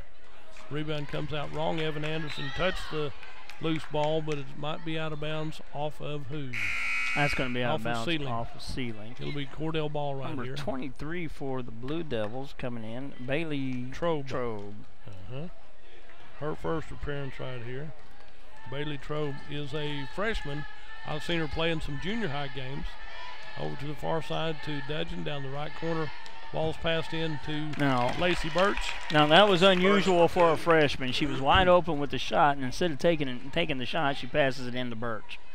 Normally good idea. Yeah, normally a freshman, when they get an open shot, they're flinging it. Ball goes out of bounds off the Ceiling. Number 33, Kendall Toon, had the ball and it went to the Geezer bench. Here's 5 in and 5 out for Seiling right here. 2:09 to go in this ball game. Seiling leads 62-26. It's a 36-point lead. Shot from 3-point land, rebound by Evan Anderson for the Lady Blue Devils. Clears it over to number 15 is Renee Jaworski. Renee gets it back over to Evan Anderson out high. Renee gets the ball back over to here to Dudgeon. Don't call those travels, Mike. Come on now. Help out the Lady Blue Devils a little bit. Left side to number 15, shot put up, rebounded by number 40. That's the young Gore girl. that's Kylie Gore. That's the little Gore. Okay. That's the little Gore that's taller than the other two. Yes, but usually the youngest one is going to be better than the other two because they've had to work harder to play. Well, they've had to get meaner. Off the glass, tipped out of bounds by Seiling. It'll be Cordell ball with a minute 24-23 left and a 36-point lead for the Seiling. Inbound ball will be Evan Anderson. They got wholesale changes again, putting 5 in and 5 out. I think he's just toying with them, different combinations. Hey, let's see how this combination works. Just if you want a little play, you're going to work up a sweat before we get on the bus to come back home. Yeah. Ball comes out high to Little Jaworski, back out to Dudgeon. Lob pass over to the far side. Evan Anderson hustles for it. Stolen away by the little one, and she misses layup on the left side. A breakaway layup right there by Little Gore, and couldn't capitalize on it. Back down the right side for the Lady Blue Devils in the paint too. Good job. Can't get will not it to go down. Number 31, 41. Oh, okay. 31. 41. Yeah, they don't have a 41. They got a 31. Okay. So Brandy Johnson commits the foul. To shoot free shots. Aaron Dudgeon gets one. It's the first one of 2 right here. She has 2 points in the ball game. She'll get to take one more. 62-27 with 52 seconds left in the ball game. Rattled around and she's hit 3 of the rim. 75% free shot shooter for the Lady Blue Devils. 62-28. Down on the near side is number 22. Starts to drive there by 31. Ball with the ball coming back the other way. Number 11, left side over top of the key again to the young Gore. Back over the right side to the Lady Wildcats. Are they just going to run a weave pattern, not shoot a shot? It looks that way. Are they just going to play no offense? Offense right here. 23 seconds left. There's a total push by the Lady Blue Devils, but they did not call a foul. You got to love a little. Well, it's 15 seconds, and you're down like, let's see, 34. Coach Rogers saying go for it. There's a steal by the Lady Blue Devils. Out to Trobe. Comes down to Dudgeon, right side, stolen away by Seiling with 4, 3, 2, 1. And the Seiling Lady Wildcats will win this one by a score of 62-28. Let's take a quick break, and we'll be right back. You're listening to Lady Blue Devil basketball right here on Fox Radio. You move to the sidelines when stocks are predicted to drop? Are you waiting for some of today's uncertainties to be resolved before you invest? Hi, I'm Phil Cleaver, your Cordell area Edward Jones financial advisor. Problem with trying to time the market is you miss some of the best days in the market. The truth is, attempting to time the market has historically reduced investor returns rather than raised them. A good financial advisor can set up a consistent and smart investing strategy. Contact me today at 580-832-1106. Edward Jones, Making Sense of Investing, member SIPC. When your doctor prescribes, get that prescription filled at Evetts Drug in Cordell. Professional, courteous service every time. And friends, you're more than just a customer to Jimmy Evetts and staff. You are a friend. Evetts Drug has a great selection of gift ideas, including many OU and OSU items, perfume and lots of fragrances, jewelry, and a whole lot more. Greeting cards, a great selection, and at the best price anywhere. Great folks to do business with. That would be Jimmy Evetts and staff at Evetts Drug in Cordell. Come see us. Everyone wants to be on a winning team, and that's why Great Plains Bank is a proud supporter of the Blue Devils. No matter what life may throw at you, Great Plains Bank has a play drawn up, and we're ready to go into overtime to win your business. What makes Great Plains Bank different is that we will make the extra push to get to the goal line. When it comes to your family's finances, every play counts. So pick a teammate you can trust. We want you on our team because with customers like you, we are greater together. Great Plains Bank, member FDIC and equal housing lender. Bring hope and peace to a child. Young children of all ages need homes. Please consider opening your loving home to a child in need. Children deserve to grow up in a loving, caring family. We have the services and community connections that can help foster families succeed. Contact your local youth service agency at 580-726-3383 for more details. Abused and neglected children are Oklahoma's most vulnerable population. Help is needed now. Great Plains Youth and Family Services is a proud sponsor of today's broadcast. As we come back to the Cordell Gymnasium, I'll run down some stats here for you for this Lady Blue Devil basketball game against number 1 in Class A, Seiling Lady Wildcats, who win this one by a final score of 62-28. And Coach Brady Hamer, he played everybody on the bench today. I'm not going to get you all their names, but I tell you what, he cleared the bench. Probably should. He has 6 freshmen, 8 sophomores, 4 juniors, and 4 seniors, but they all got in there and all contributed on a big-time range right now. This is probably one of the last scrimmages for Seiling as they get on down toward the kicking off after Christmas. They'll start their big part of their season. Kyla Whetstone, one of your starters, she had a 3 in the first period. Bria Nyberg had 8 points, and she had 3 deuces and 2 from the free throw line. Rayleigh Totfest had 8 points as she had 3 deuces and 2 from the free throw line. Carly Gore winds up with 17 points. She didn't play in the fourth quarter. Macy Gore had 19 points. She didn't play in the fourth quarter. Harley Waldrop had 2 points for Seiling, and then Catherine Rogers had 2 of 2 from the free throw line, so she winds up with 2 points. And then, like I said, there's a host of other Seiling Lady Wildcats, and if you're from Seiling listening in, you know who they are. I'm not going to go through all the names. Probably should.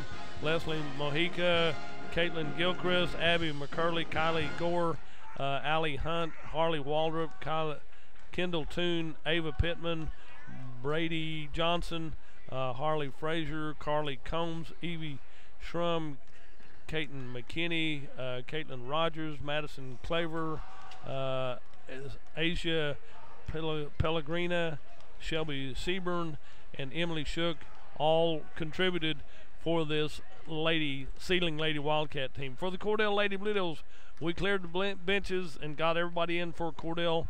Scoring for the Cordell Lady Blue Devils, you had Megan Brown with 6 points right here. She hit 2 threes the second half of the ball game. Taylor Jaworski winds up with 3 points in the ball game.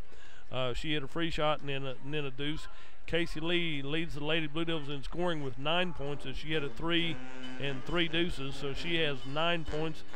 Camden Davis hit a big 3. She had 3 points. Lacey Birch, 2 deuces. She had 4. Erin Dudgeon hit 3 of 4 from the free throw line, so she had points right there. Also contributing was Renee Jaworski, Mackenzie Hoagland, Evan Anderson, and Bailey Trobe, so they all got in and got a little playing time here in this ball game against Seiling.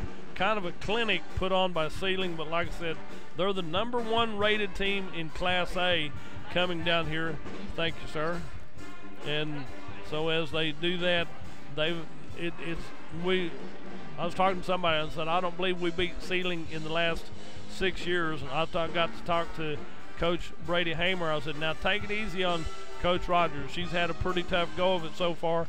He just laughed. I said, no, I'm serious. Take it easy on her tonight. So he did. He put everybody in, played everybody, and they had a very good ball game right there.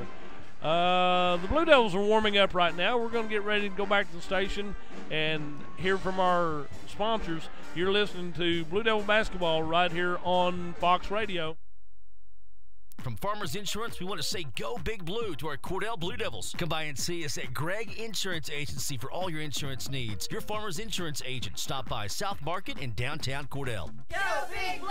High Plains Bank, located at 200 North College Street in Cordell, is the place to handle all of your banking needs. We offer competitive rates on mortgages, vehicle, commercial, and ag loans, along with friendly customer service. At High Plains Bank, we always have a cup of hot coffee or a cold drink waiting for you. High Plains Bank, community-driven and a proud supporter of the Cordell Blue Devils, member FDIC and an equal housing lender. Hi, this is Terry Jones at Sunshine Cafe in Cordell. Don and I just wanted to thank all of our customers for their business and support over the years. We so enjoy seeing you come through our doors, and we love serving you good food every day. If you haven't eaten at the Sunshine Cafe in Cordell, come see us. There's nothing like a little sunshine in the morning for lunch and for dinner. We'll warm up your day at the Sunshine Cafe on the square in Cordell.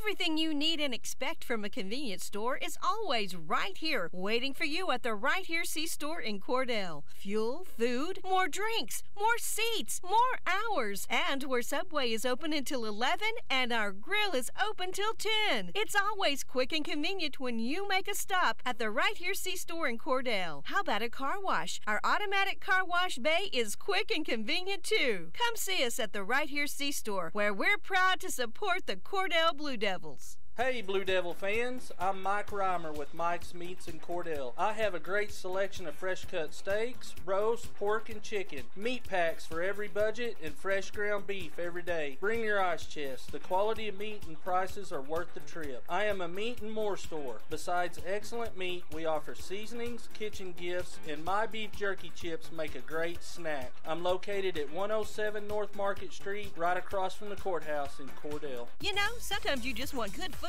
cooked fresh and made to order just the way you like it. Or a great tasting quarter-pound hamburger for only $2 after 4 o'clock. And sometimes you just want a great salad bar any time of the day. And daily specials? That's a fantastic idea too. Well, we've got the place that'll make that happen right here in Cordell. Shorty's, just east of the traffic light in Cordell. Shorty's is even open late after every home football game. So find your coupon in the Blue Devil football program. That's Shorty's in Cordell. Go Blue Devils!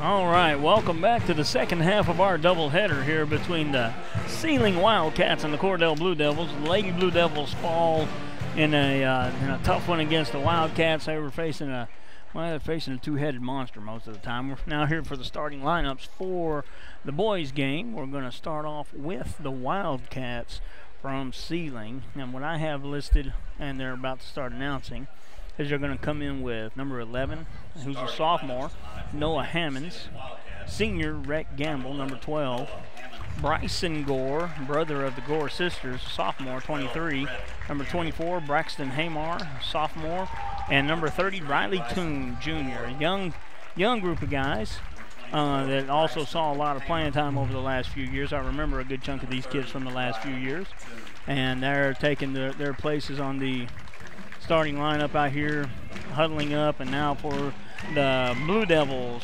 As you're talking about Seiling, they come in here with a 4-1 record.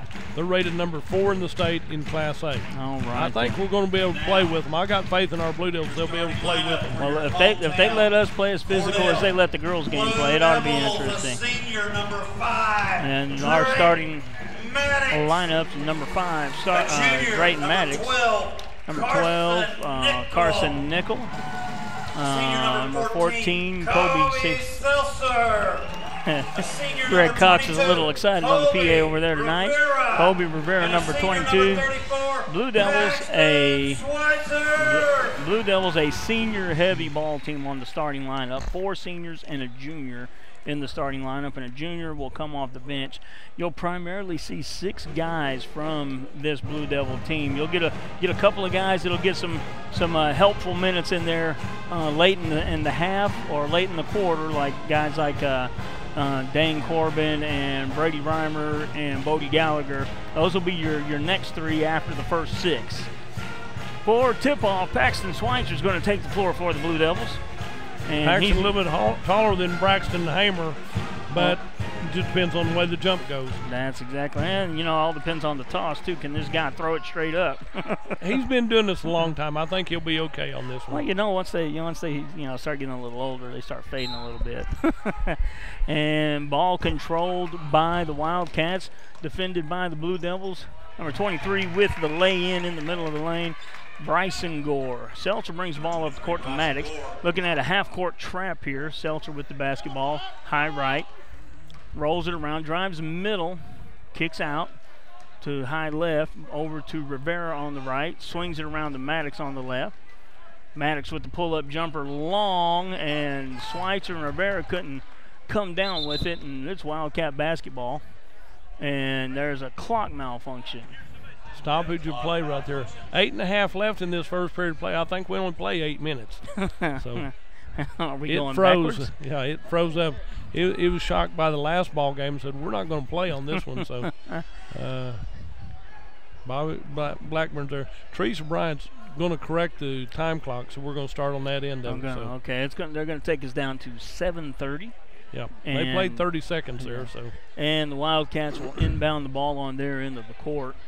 Leading this one 2-0 on a lay-in the middle by Nyberg off the tip. And here come the Wildcats walking the ball up the court. Maddox man-to-man defense on number 11, Hammonds. Hammonds at high left. He's going to roll it around to the top of the key, kick it back to the left to Nyberg. That's Gore. Excuse me, Gore. I said Nyberg. I know you called him that a while ago. And there's the elbow jumper by Hamar, and Seiling owns a 4-0 lead. Maddox with the ball, half court, facing this trap. Over to Schweitzer, over to Rivera, cutting to Schweitzer, lays it in gently off the glass. 4-2 lead for the Wildcats, and going to get a little bit of a delay of a game there. A ball went somewhere it wasn't supposed to go. Got away from the officials and the players, so they're going to let them take their time and inbound it. Gore bringing the ball up for the Wildcats. He's rotating the ball, trying to get past, using that stiff arm effectively, and he really puts the floater in. Gore playing like, normally when you tell a guy he's playing like his sisters, that's an insult, but not in this case. No, they probably taught him everything he knows about basketball. Yeah, Maddox with the ball, again trying to beat that press. Seltzer fighting the defense, trying to get through, and there's Gore, and he misses the lay-in, but rebounded by number 12, Rhett Gamble. And Keister is going to come off the bench. He's at the scorer's table. Rivera from the corner on the left side finds nothing but the bottom of the net. 8-5 Wildcat lead. Gore bringing the basketball up the court. Kicks the ball over to Toon. Now the ball to Hammonds. Hammonds puts the ball on the floor, driving left, nothing doing to Gore on the left side. Gore trying to find room, and Gore's really good at clearing the lane with that left hand so he can get his shot off. Eventually you're going to have to call that foul. 10-5 Wildcat lead. Maddox at the half-court line. Seltzer with the ball. He's driving. He bounces. He was looking for Schweitzer underneath on the bounce, but ball bounces off of Seiling, and that'll be that. Maddox comes off the court. Gage Keister comes in for Cordell. Yeah, Maddox comes off, Keister in. I don't think Senior Gallagher is just exactly happy with Mr. Maddox by his words coming at him off the court. But that's what happens. You got to coach up your best player. Schweitzer with the ball, top of the key. Keister with an open look. Gant comes up a little bit short. And now there's a fast break opportunity for the Wildcats. Ball passed ahead, easily off the glass, and that's going to, they're going to get a timeout, Blue Devils. We're going to find out what timeout we got. We got a 30-second timeout. You're listening to 106.9 FM. Did you know water heating is the second largest energy expense in your home? 90% of the energy your washing machine uses goes to heating the water. Your clothes really don't get any cleaner if you wash them in hot water. In fact, the kind of laundry detergent you use is more of a factor than water temperature. So save up to $40 a year by washing in cold water. Low flow shower heads are also a great way to save water, hot and cold. Replace your old shower head and you could save more than 40% of the water you use when you bathe. These energy saving tips brought to you by CK Energy. All right, we're back here. 12-5 lead for the Wildcats. Blue Devils having a little bit of trouble with their half-court press. Coach Gallagher addressing that at the timeout. See how this changes things. Maddox back in the ball game for the Blue Devils. Seltzer bringing the ball up the court, kicks it over to Keister over here to the right side to Maddox. Maddox staring down the defense, looking to circulate the offense to Seltzer, to Rivera. Now Keister, Schweitzer gets an open look, buries it. 12-8 lead, just like they drew it up, I would imagine he's going to say. Gore bringing it up the court. He's doubled at the top of the key, but launches a three nonetheless, and Gore answers with about a 22-footer out there. That's not bad defense. That's just long range. Said if you can rainbow one, I can too. So. Maddox with the ball, rolls it over to the right. Back to Maddox on the left. Keister on the right, looking for Schweitzer. Schweitzer again. Comes up just a little short. Keister crashing the board. Is going to come up short, and it's going to be Wildcat basketball. They're going to say Gage touched it last out of bounds. He had the little height advantage, and the official had to look and see which one it was. And a little bit of a press here by the Blue Devils just to slow the ball down some. Number 11 bringing that up, Gamble. And they trapped him effectively, but he's able to get rid of the ball over to an open receiver. Toon with the basketball. Now over to Gore. Puts the ball on the floor to the left. He drives, flings one up, and it's going to be a charge all the way. Maddox doing a good job holding his ground. Yeah, he might have a career in the theater when he's in college now. So. Well, you can say that about that, but I think on 4th and 1, I may hand the ball to Gore after he lowered his head and shoulder to get that. Maddox with the ball, kicks it over to Seltzer. Seltzer out to Keister. Well, they played good 8-man football up at Seiling. So. They do. Schweitzer out to Seltzer. Seltzer around the horn to Keister. Maddox puts the ball on the floor, driving the baseline, kicks underneath to Schweitzer. Ball partially blocked, but also got a good chunk of the arm. Schweitzer's going to go to the line. Riley Toon draws the first foul right there because Schweitzer was wide open. That's the only way you're going to stop a layup on Schweitzer. Yeah, they had a chunk of his arm while he was going up, and he still kept going up. Schweitzer good for the first one. 15-9. 3:33 remaining in the first quarter. Going to take a look at this second one here. New sub in for the Dylan Day in for the Wildcats. Schweitzer drains the second one, and it is 15-10 now. 3:32, Gore driving the middle of the floor. He's just going to put his head down and drive, nothing doing. Rivera kicks it out to Seltzer. We got a fast break opportunity here. Seltzer, one-handed bounce pass to Keister. He's swatted, nothing doing. Maddox chases it down, gets it to Rivera. Rivera drives over. Seltzer with the ball, rotating the ball, kicks it back to Rivera on the three-point line.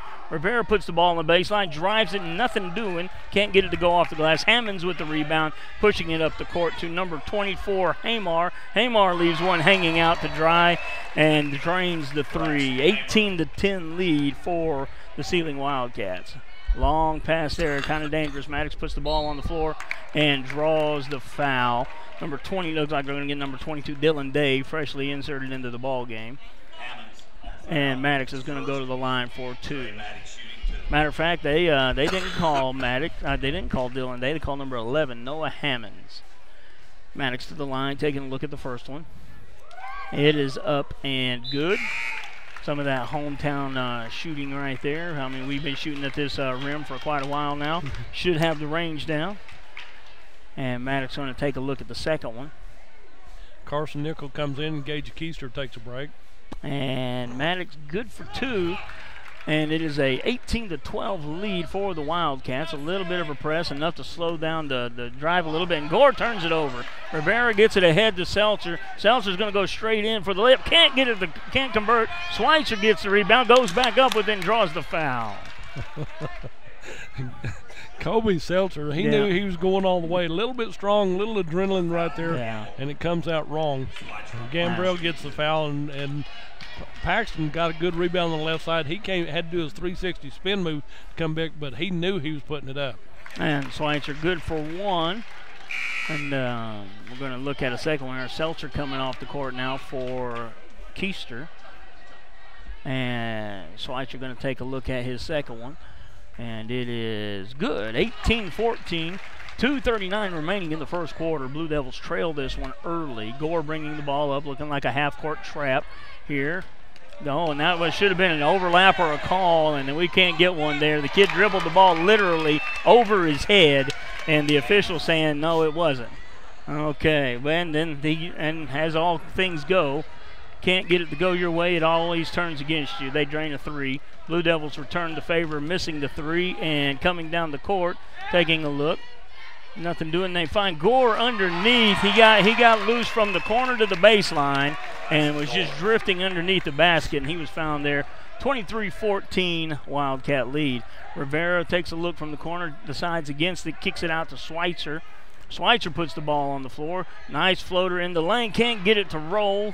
Takes a bad bounce off the back of the rim. Number 24, Hamar, bringing the ball up the court. And we get a timeout for the Wildcats. We're going to take a 30-second break, I believe. Let's see. 30-second timeout. You're listening to 106.9 FM. Brown Ford in Cordell is now Wheeler Ford. Expect the same great service and selection you've always had from Brown Ford, now Wheeler Ford. Casey Horn and Tom Machunsky want to sell you a new or pre-owned car, truck, or SUV. They have a great selection, pre-owned and new Fords. If we don't have what you want, we'll find it. Your small-town dealer is now Wheeler Ford in Cordell. Country dealer, country prices. That's Wheeler Ford in Cordell. Let us make you a real deal real soon. All right, we're back here. Blue Devils trail this one early, 23-14.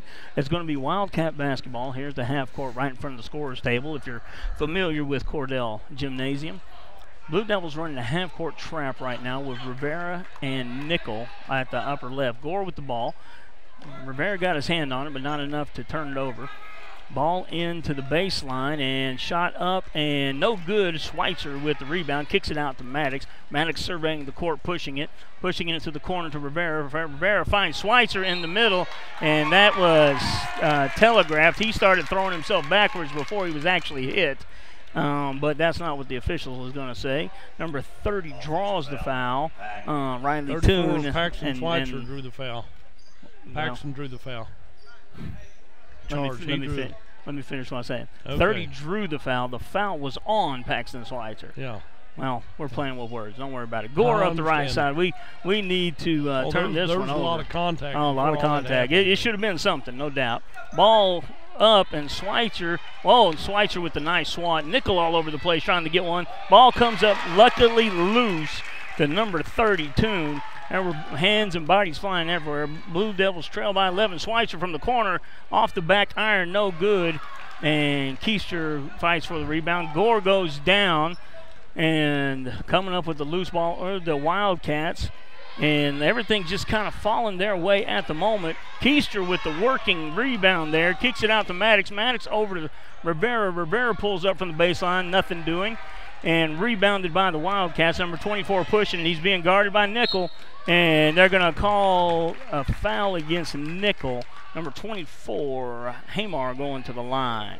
Carson Nickel will draw his first foul. Kobe Seltzer will check back in after we get a little free shot done up here by number 24 is Braxton Hamer.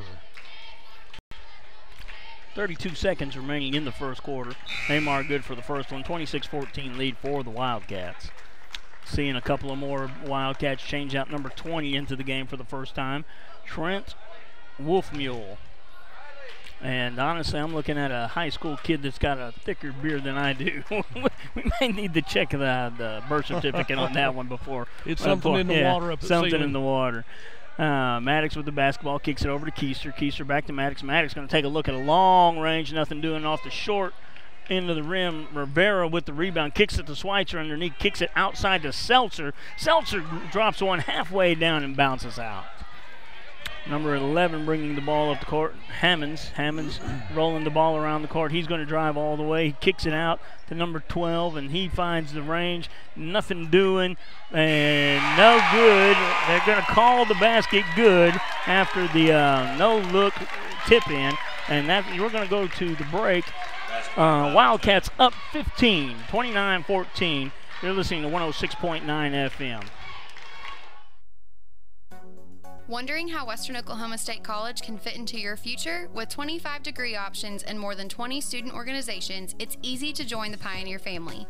Western offers classes online and on campus, making it simple to fit an education into your schedule.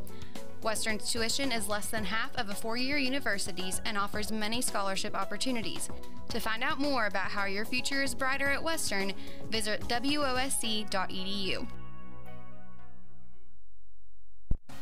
Do you want a bank who's working for your best interest? Sure you do. That's why you want Bank of Cordell for your bank. That's right, 21st century banking at its best. The Bank of Cordell has been providing quality banking service since 1902 and is the oldest state bank in Ouachita County. Sounds like a lot of experience to me. So for experience in banking, state-of-the-art account management services, and quality personal service, visit the folks at Bank of Cordell, member FDIC.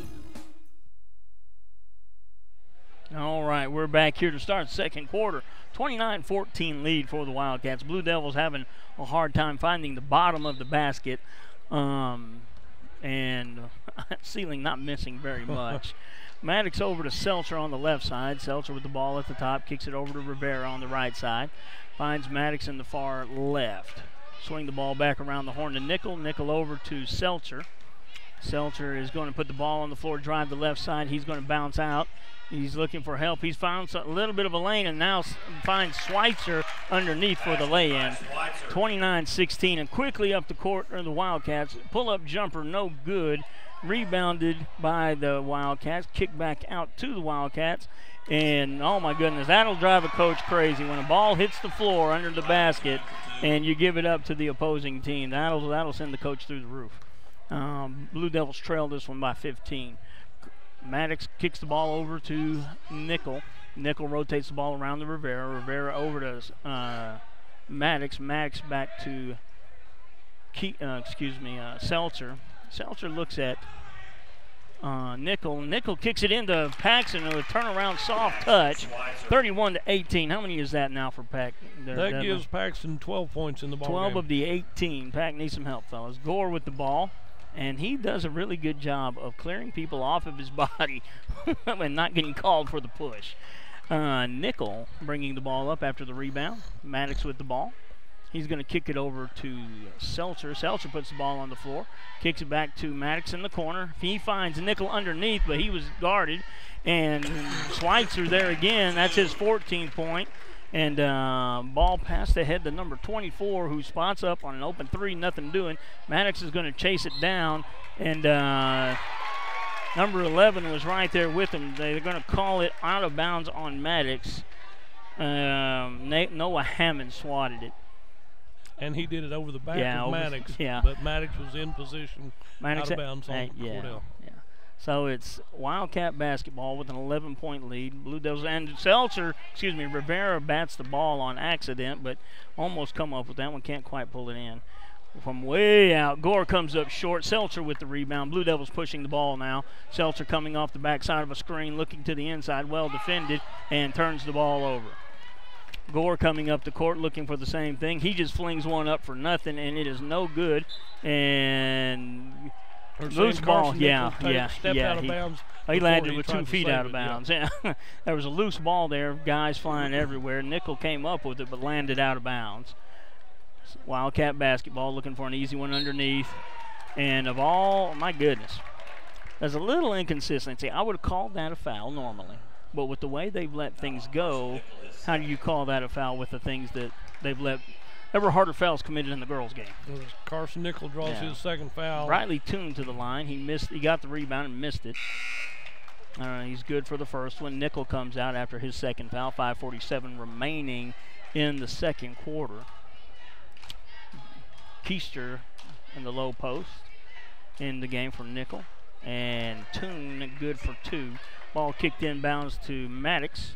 Maddox bringing the ball up to the top right court. Kicks it over to Keister at the top of the key. Looking for a rotation here. Rivera out to Maddox. Maddox over to Seltzer. Seltzer was looking for Schweitzer, nothing doing. Maddox from long range, off the back iron.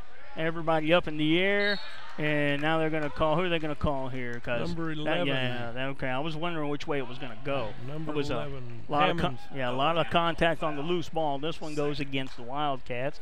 Foul's pretty even at like 5-3. So pretty evenly officiated ball game. Ball passed into Maddox from Seltzer. Seltzer steps to the corner, looks to Schweitzer. He's there on the baseline, puts the spin move on. Just a soft touch right there. 33-22. Paxton Schweitzer against the world right now.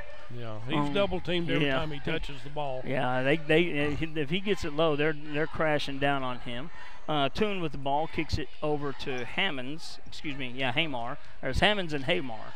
Oh, and there's a miscommunication, just to let you know how things are going for the Wildcats. Complete miscommunication there, and it ended up in a Wildcats' hands. Blue Devils get the rebound off the shot, and the hesitation by Keister travels, and turnover. About the time you start chipping away at it, you turn the ball over. And Blue Devils trying to get this lead under 10 before half, 4:45 remaining. Gore with the basketball on the far left side. See, and there was almost that miscommunication again. Number 11, Hammonds. Hamar with the ball now. He's rotating the ball around. And nice back door by Gore. If I go left, you go right, and I'll give you the layup. So. Yeah, that was just a good offensive play there. Kobe Rivera on the defense. Let his man get away momentarily and gave up an easy one. Seltzer with the ball on the baseline, finds Schweitzer in the lane. He's being grabbed, pauled, and pulled, and gets one to go down anyway. My goodness. Gives him 10 points this period, 18 in the ball game. And there's Hamar for 3, wide open. And I think we're going to get a timeout here. 30-second timeout, I believe. Yeah. And that is all. You're listening to 106.9 FM. We'll be back in 1 minute. Friends, you'll find a store full of quality gift ideas at Cordell TV Appliance and Furniture in Cordell. Appliances and TVs from LG, Frigidaire, Whirlpool, KitchenAid, Speed Queen, Best, Catnapper, Bassett and Ashley Furniture, bedding from Serta. Now listen, we service everything we sell, and we promise always the lowest possible prices and the absolute best service. Thanks so much for your friendship and your business. Cordell TV Appliance and Furniture. It's somewhere in Cordell. Clinic Pharmacy of Cordell, a hometown family-owned and operated business, providing super quick and friendly service to Cordell and surrounding communities. Small enough to know you, big enough to serve your every need. Stop by to meet Chris and the Clinic Pharmacy staff, where our family knows yours. All right, coming up halfway through the second quarter, Blue Devils trailed this one by 14, 38-24. Seltzer going to inbound the ball to Maddox, and Maddox going to bring the ball up the court. A little bit of a new rotation, a couple of new guys in the ball game for the Wildcats. Number 25 in the ball game. Keister with the ball over to Maddox. Maddox rotates around back to Keister on the right side, back to Seltzer. Now Schweitzer from the corner. A little bit long, but Keister there for the rebound. Kicks it to Maddox. Maddox from range finds the bottom of the net. 27-38. Drayton has his first field goal of the ball game. Yeah, Gore with the ball. Looking for that pop. Yep, I saw it coming. Looking for that give and go right there. Blue Devils doubled him, and the guy second to pick just rolled off of it, wide open underneath. 40-27 lead for the Wildcats. Maddox with the ball, high left. Kicks it over to Keister. Keister looking back to the left, finds Schweitzer. Schweitzer rolls the ball back through to Seltzer. Seltzer to the baseline. Ball kicked by number 30, Toon. Should know that kid's name by now. He's been on the free throw line enough. Toon with a kickball out of bounds. It'll be Blue Devil basketball underneath. 3:03 remaining in the half.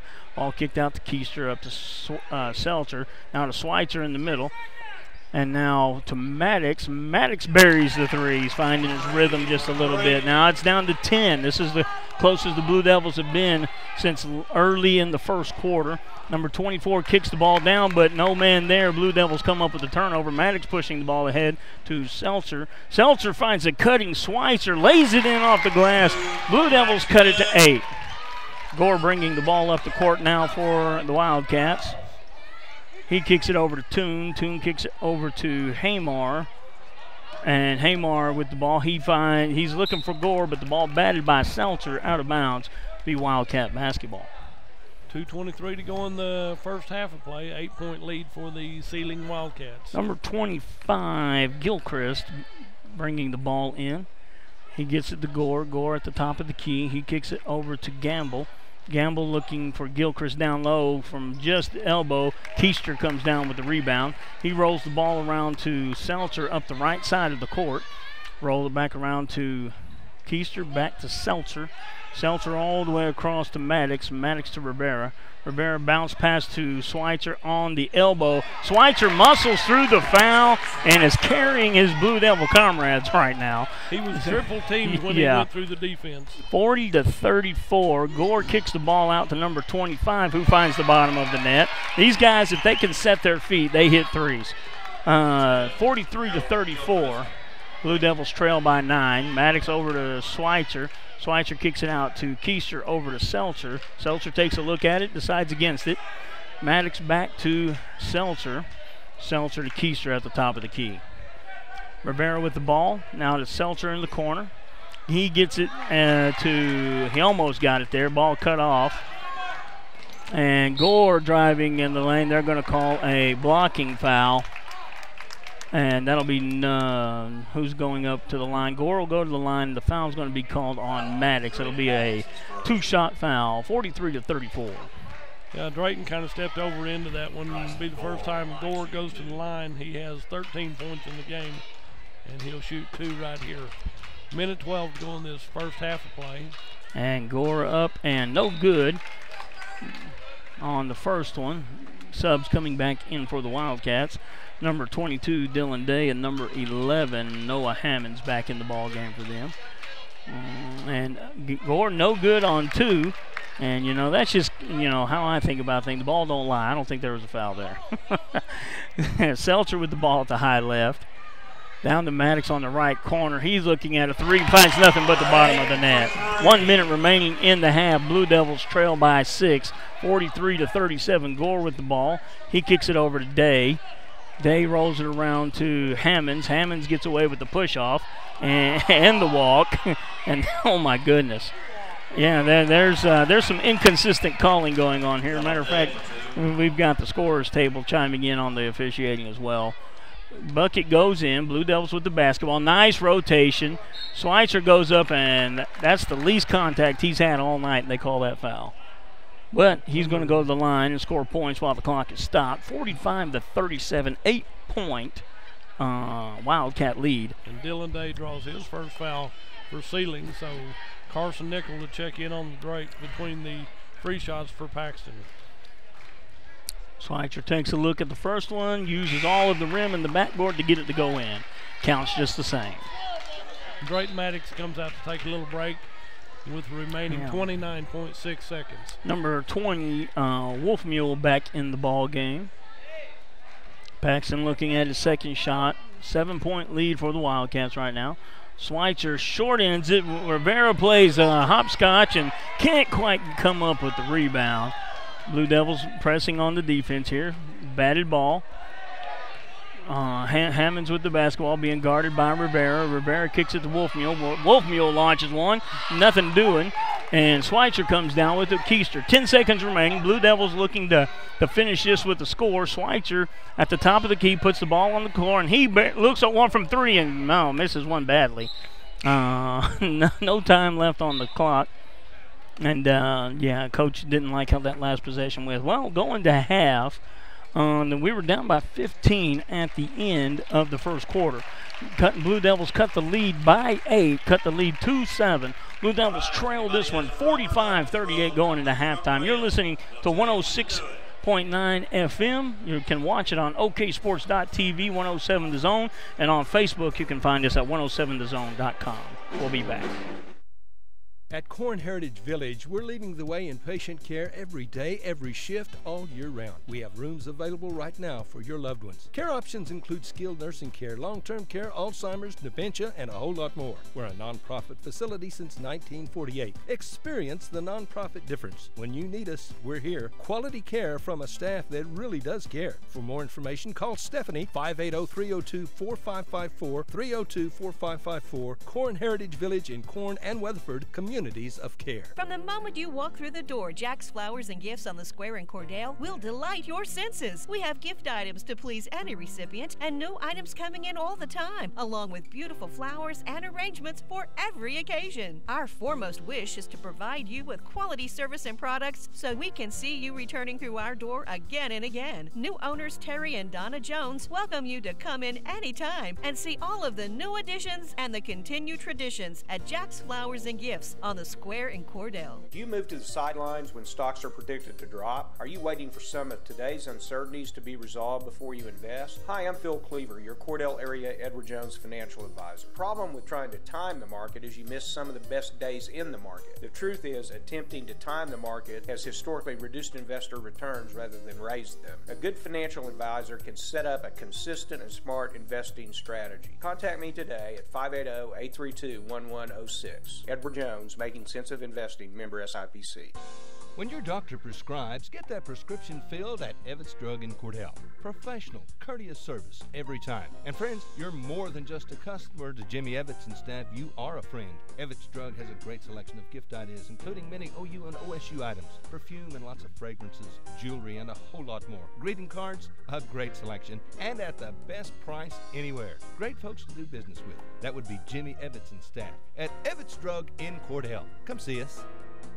Everyone wants to be on a winning team, and that's why Great Plains Bank is a proud supporter of the Blue Devils. No matter what luck may throw at you, Great Plains Bank has a play drawn up, and we're ready to go into overtime to win your business. What makes Great Plains Bank different is that we will make the extra push to get to the goal line. When it comes to your family's finances, every play counts. So pick a teammate you can trust. We want you on our team because with customers like you, we are greater together. Great Plains Bank, member FDIC and equal housing lender.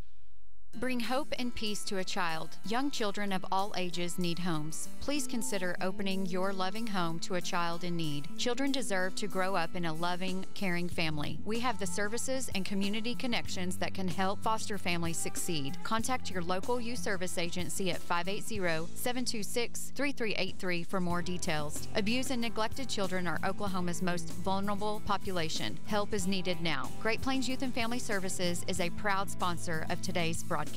From Farmers Insurance, we want to say go Big Blue to our Cordell Blue Devils. Come by and see us at Gregg Insurance Agency for all your insurance needs. Your Farmers Insurance agent. Stop by South Market in downtown Cordell. Go Big Blue! High Plains Bank, located at 200 North College Street in Cordell, is the place to handle all of your banking needs. We offer competitive rates on mortgages, vehicle, commercial, and ag loans, along with friendly customer service. At High Plains Bank, we always have a cup of hot coffee or a cold drink waiting for you. High Plains Bank, community-driven and a proud supporter of the Cordell Blue Devils, member FDIC and an equal housing lender. Hi, this is Terry Jones at Sunshine Cafe in Cordell. Don and I just wanted to thank all of our customers for their business and support over the years. We so enjoy seeing you come through our doors, and we love serving you good food every day. If you haven't eaten at the Sunshine Cafe in Cordell, come see us. There's nothing like a little sunshine in the morning for lunch and for dinner. We'll warm up your day at the Sunshine Cafe on the Square in Cordell. Everything you need and expect from a convenience store is always right here, waiting for you at the Right Here C-Store in Cordell. Fuel, food, more drinks, more seats, more hours, and where Subway is open until 11 and our grill is open till 10. It's always quick and convenient when you make a stop at the Right Here C-Store in Cordell. How about a car wash? Our automatic car wash bay is quick and convenient too. Come see us at the Right Here C-Store, where we're proud to support the Cordell Blue Devils. Hey Blue Devil fans, I'm Mike Reimer with Mike's Meats in Cordell. I have a great selection of fresh cut steaks, roast, pork, and chicken, meat packs for every budget, and fresh ground beef every day. Bring your ice chest. The quality of meat and prices are worth the trip. I am a meat and more store. Besides excellent meat, we offer seasonings, kitchen gifts, and my beef jerky chips make a great snack. I'm located at 107 North Market Street, right across from the courthouse in Cordell. You know, sometimes you just want good food, cooked fresh and made to order just the way you like it. Or a great tasting quarter-pound hamburger for only $2 after 4 o'clock. And sometimes you just want a great salad bar any time of the day. And daily specials? That's a fantastic idea too. Well, we've got the place that'll make that happen right here in Cordell. Shorty's, just east of the traffic light in Cordell. Shorty's is even open late after every home football game. So find your coupon in the Blue Devil football program. That's Shorty's in Cordell. Go Blue Devils! Did you know water heating is the second largest energy expense in your home? 90% of the energy your washing machine uses goes to heating the water. Your clothes really don't get any cleaner if you wash them in hot water. In fact, the kind of laundry detergent you use is more of a factor than water temperature. So save up to $40 a year by washing in cold water. Low-flow shower heads are also a great way to save water, hot and cold. Replace your old shower head and you could save more than 40% of the water you use when you bathe. These energy-saving tips brought to you by CK Energy. Brown Ford in Cordell is now Wheeler Ford. Expect the same great service and selection you've always had from Brown Ford, now Wheeler Ford. Casey Horn and Tom Machunsky want to sell you a new or pre-owned car, truck, or SUV. They have a great selection, pre-owned and new Fords. If we don't have what you want, we'll find it. Your small-town dealer is now Wheeler Ford in Cordell. Country dealer, country prices. That's Wheeler Ford in Cordell. Let us make you a real deal real soon.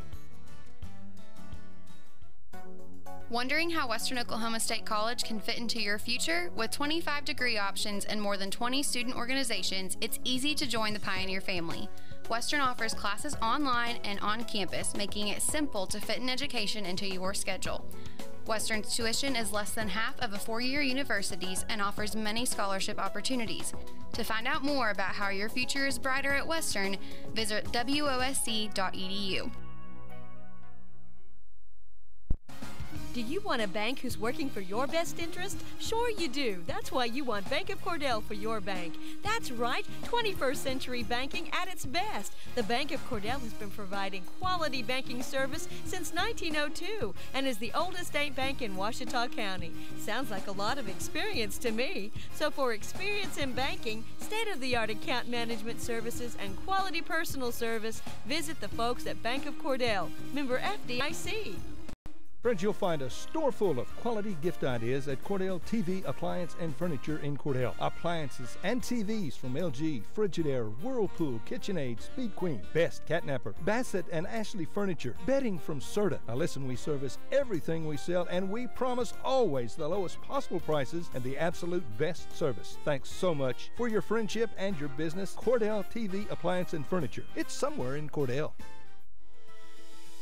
Clinic Pharmacy of Cordell, a hometown family-owned and operated business, providing super quick and friendly service to Cordell and surrounding communities. Small enough to know you, big enough to serve your every need. Stop by to meet Chris and the Clinic Pharmacy staff, where our family knows yours. At Corn Heritage Village, we're leading the way in patient care every day, every shift, all year round. We have rooms available right now for your loved ones. Care options include skilled nursing care, long-term care, Alzheimer's, dementia, and a whole lot more. We're a nonprofit facility since 1948. Experience the nonprofit difference. When you need us, we're here. Quality care from a staff that really does care. For more information, call Stephanie, 580-302-4554, 302-4554. Corn Heritage Village in Corn and Weatherford, communities of care. From the moment you walk through the door, Jack's Flowers and Gifts on the Square in Cordell will delight your senses. We have gift items to please any recipient and new items coming in all the time, along with beautiful flowers and arrangements for every occasion. Our foremost wish is to provide you with quality service and products so we can see you returning through our door again and again. New owners Terry and Donna Jones welcome you to come in anytime and see all of the new additions and the continued traditions at Jack's Flowers and Gifts on the Square in Cordell. All right, coming back to the second half in this one, Blue Devils trail by 7 after being down by 15 at the end of the first quarter. Spent the second quarter chipping away, had it down to under 6 a couple of times until the half ended. Blue Devils trail this one 45-38. Paxton Schweitzer, what's his stat line there? Give him the ball, give him an open shot, or let him muscle through it, and he's going to have points. He leads the team in scoring with 23 points at this point. And Drayton Maddox drilling a couple of threes early in that second quarter. Wildcats with the basketball. There's a scrum on the floor, and it's going to be a jump ball, and that's going to go the Blue Devils' way. Yeah, you say Drayton had in the early part of the quarter. First period, he had 2 from the free throw line. In the second period, he made 3 threes. 3 3. That helps out the scoring. Yeah. So Blue Devils got to find a way to get more guys involved in the scoring. With Paxton's 23 and Drayton's 9. Nice spin move. Can't get it to go down for Schweitzer. But between those two guys, they have 32 of the 38 points. So they need some help on the offensive end. Right there for tune in for the layup. Rebound and layup right there. 47-38 lead for Wildcats. Maddox over to Nickel. Nickel back to Maddox. Rivera in the corner for 3. Rattles in and out. Swatted by Schweitzer, but can't be controlled by the Blue Devils. And Wildcat basketball. Hammonds with the ball. Kicks it over to Hamar. Hamar to Toon in the corner. Toon looking for to run the offense here. He kicks it to Gore, who, wow, they keep letting him do that. And they dish it down low to Toon on the give and go. You're saying they let them do that. They're only using an elbow and trying to knock somebody out of the way to get a clear shot. It's against a different officiating crew. Gore may be fouled out of this ball game. Maddox looking for long range, nothing doing. Seltzer chases down the rebound. He backs it into the corner, rolls it back up to the top. Blue Devils reset the offense. Nickel with the ball on the top left, rolls it to the top of the key. Schweitzer on the top right. Kicks it over to Rivera, down to Schweitzer underneath, and that should be a technical foul. He flopped so bad. And Maddox draws the foul going to the basket. He's going to get 2 and a shot at the old-fashioned three-point play. Maddox stepping to the line. 49-40 lead for the Wildcats. Maddox going to step to the line. They're getting everybody lined out. And it's interesting, whenever Paxton touched that ball down low, there was 3 of them went to guard him immediately. The ball was like a magnet. Maddox good on the three-point play. Blue Devils trail by 8. Hammonds with the ball.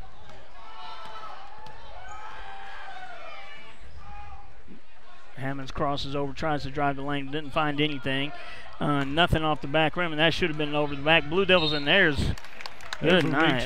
Yeah, that was a reach foul. Went all the way across the body.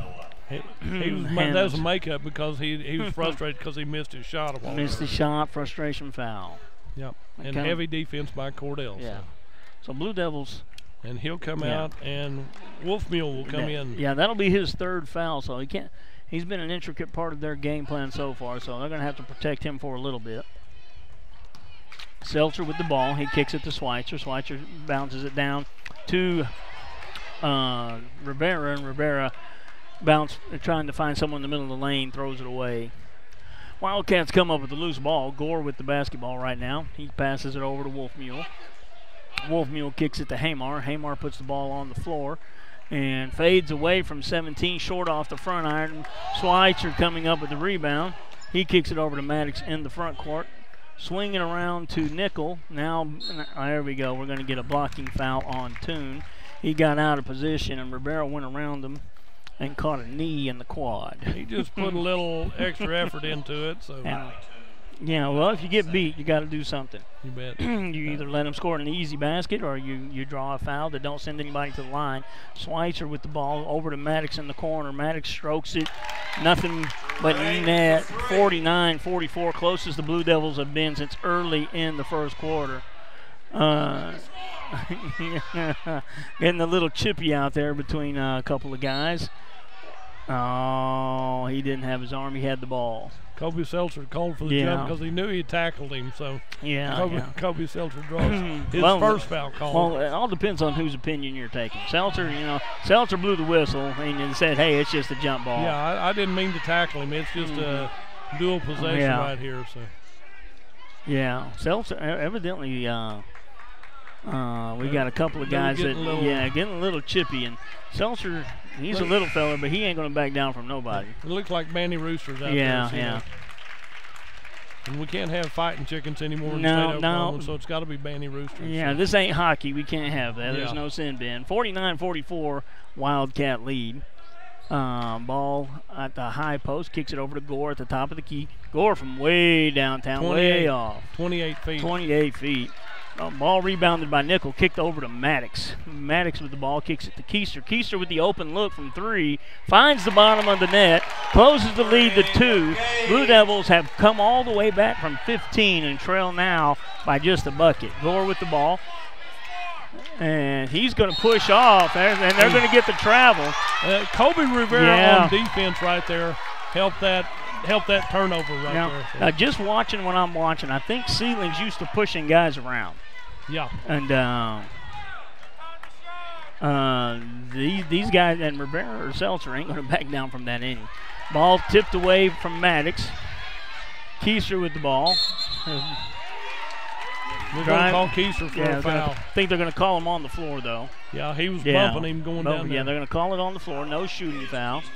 The ball swatted away. Gore underneath the basket, bringing it in for the Wildcats. Trying to find Toon on that baseline, nothing doing. Number 12 with the ball, Gamble. Gamble puts the ball on the floor, kicks it over to Wolfmule from the top of the key. Nothing doing. Now Hammonds strokes it from 3. And a little fiery in here now, 52-47, Wildcat lead. And Maddox from 3, come down with it. Ball rebounded out to Gamble. Kicks the ball ahead to Gore. Gore tries to... Yeah. That's an easy call. He carried it right into the defender.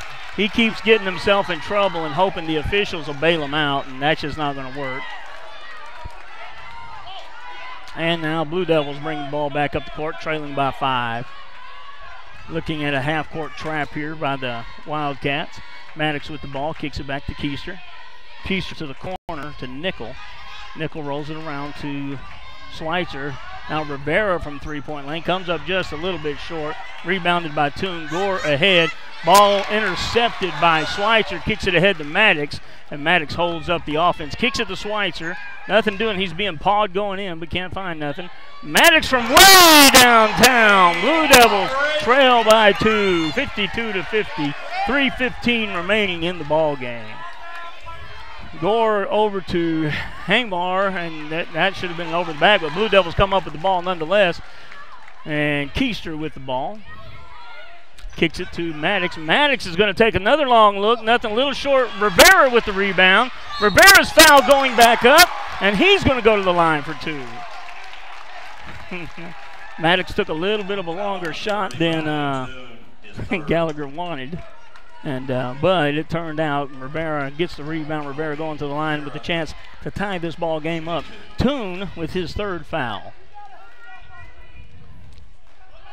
And Rivera, nothing doing on that first one. Rattled it out.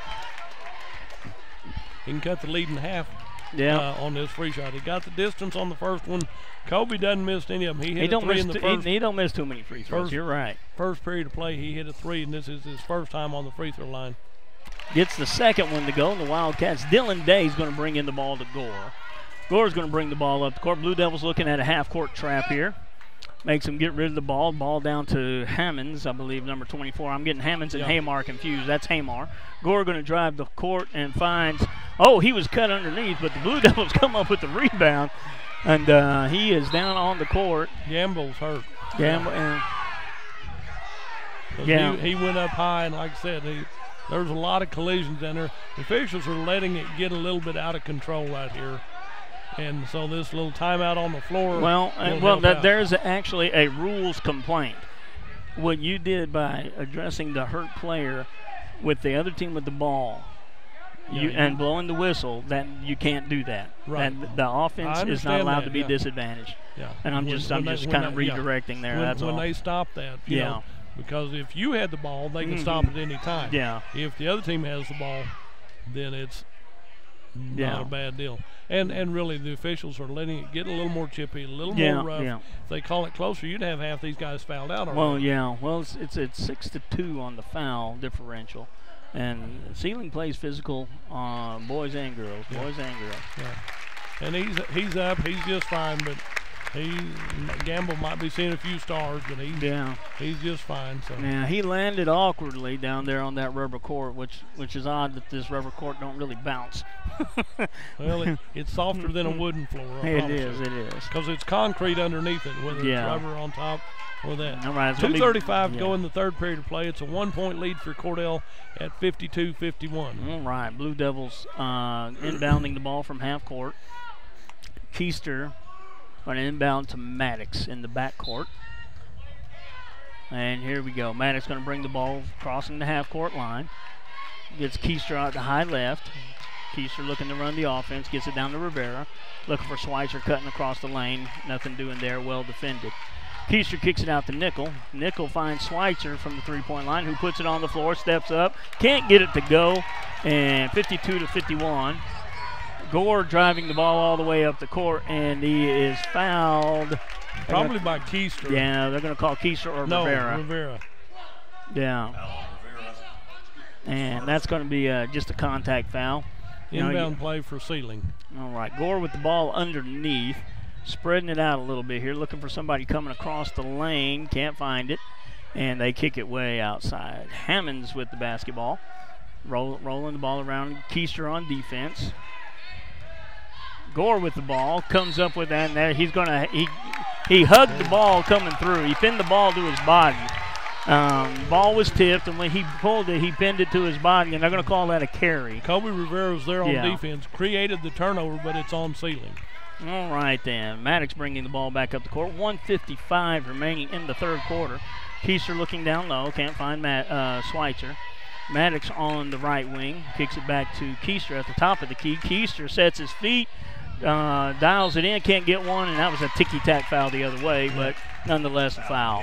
Kind of a makeup. Like I said, there's been more fouls other directions. So fouls, ironically enough, even at 4 team fouls. 52-51 lead for the Wildcats. He's going to find Hamar there at the top of the key. Hamar finds the bottom of the net. And Keister bringing the ball up the court. He's going to roll the ball all the way across to Nickel. Nickel back to Maddox. Back to Keister. Over to Rivera on the far right. Back to Maddox at the top of the key. Maddox takes a look. Nothing doing. Rivera skying for the rebound. Nothing doing. And there's going to be a loose ball scrum. And they're going to give the Blue Devils a timeout with 1:13 remaining. We'll take a 30-second break. You're listening to 106.9 FM.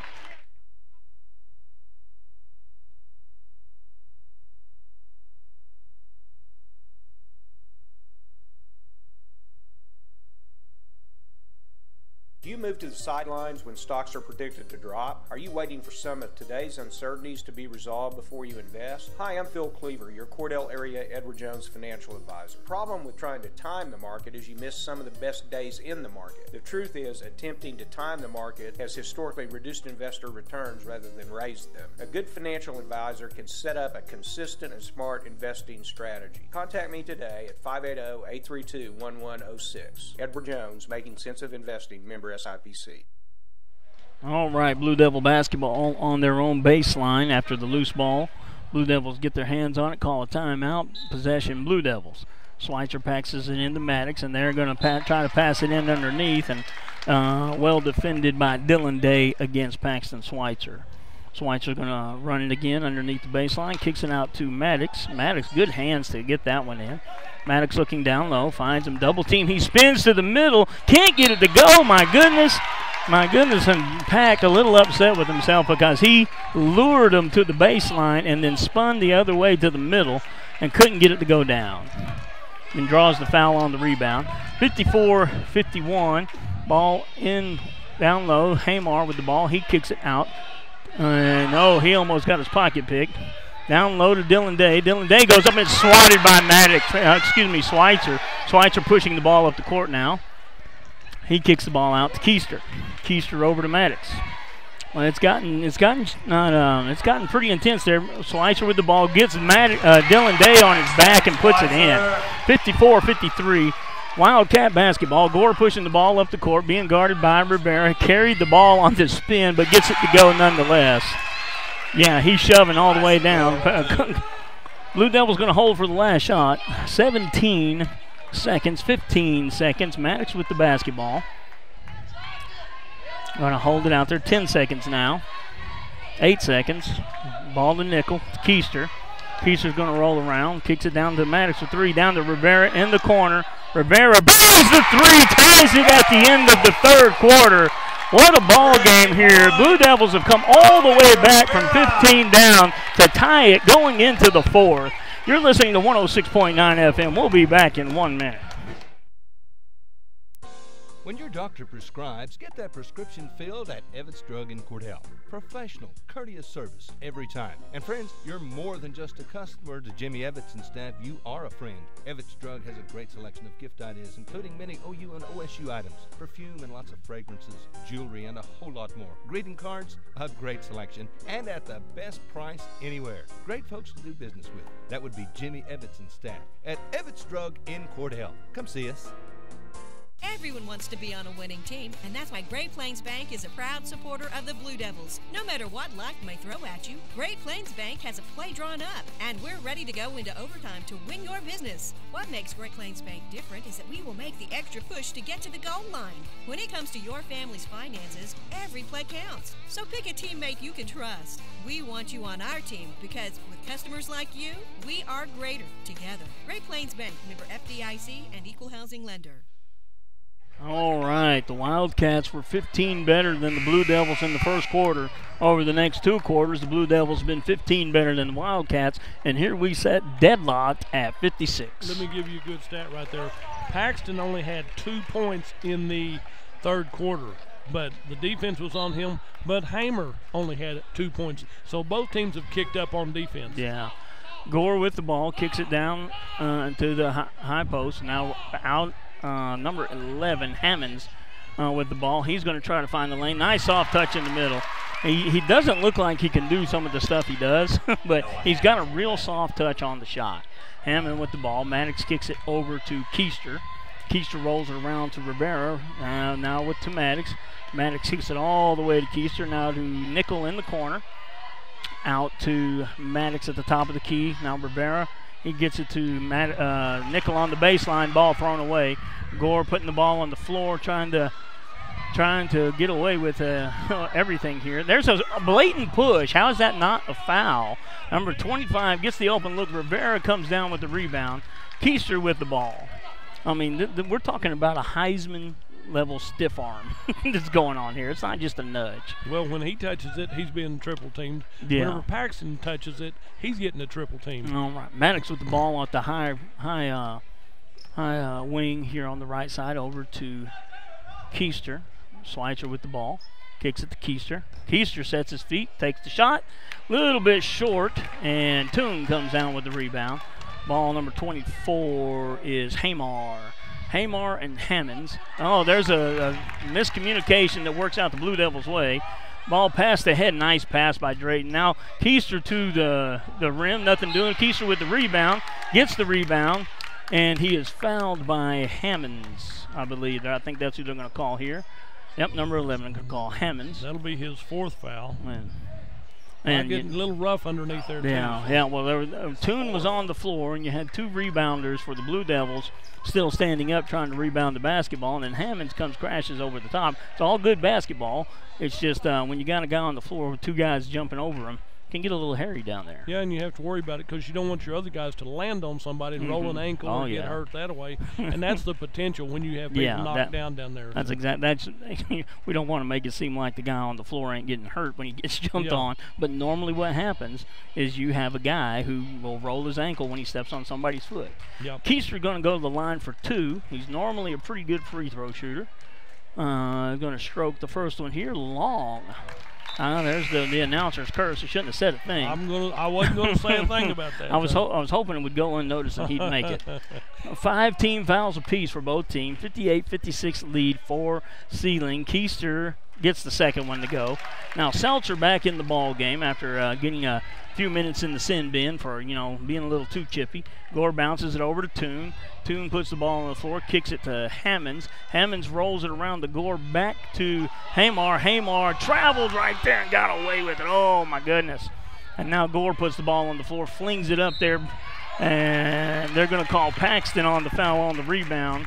Because he knocked Toon out of the way. Yeah, right there, but they were both flying in the air. And one went to the ground and one didn't. I'll give you a guess as to who didn't go to the ground. Paxton had the inside track, and that's the only one the official could see. Yeah, exactly. So Toon was probably over Paxton's back, but you can't see that when Paxton knocks you out. Hammonds with the shot, no good. Good defense there by Rivera to keep the rebound from going to the Wildcats. Seltzer bringing the ball up the court now. Maddox with the ball. He's going to kick it to Keister. Keister down to the wing to Seltzer. Seltzer rolls it to Keister. Fans wanting all kinds of calls now. Maddox takes a look at it, decides against it. Keister to Rivera in the corner. Rivera with the ball. He's in the corner. Ball over to Seltzer. Seltzer from the corner. Can't find the range. Rivera it gets knocked out of his hands by Gore, and it'll be Blue Devil basketball. 58-57 with 5:28 to go in the ball game. Trying to listen in on the conversation there with the officiating. And Seltzer's going to kick it way out to Maddox. Maddox at the top of the key. Ball over to Keister on the right wing. Seltzer in the right corner. Seltzer puts it on the baseline and is pushed out of bounds, but they're not going to call the push. He just put a little knee into him as he went around. So Hamer said, "I did that on purpose." There's no call there. All right, ball bounced into Hammonds. Hammonds bringing the ball up the court. He's going to split the defense right there, and he carried it. They're letting a lot of stuff go, and now he finds his buddy Hamar in the corner for three. 61-57 lead for the Wildcats. Ball over to Maddox.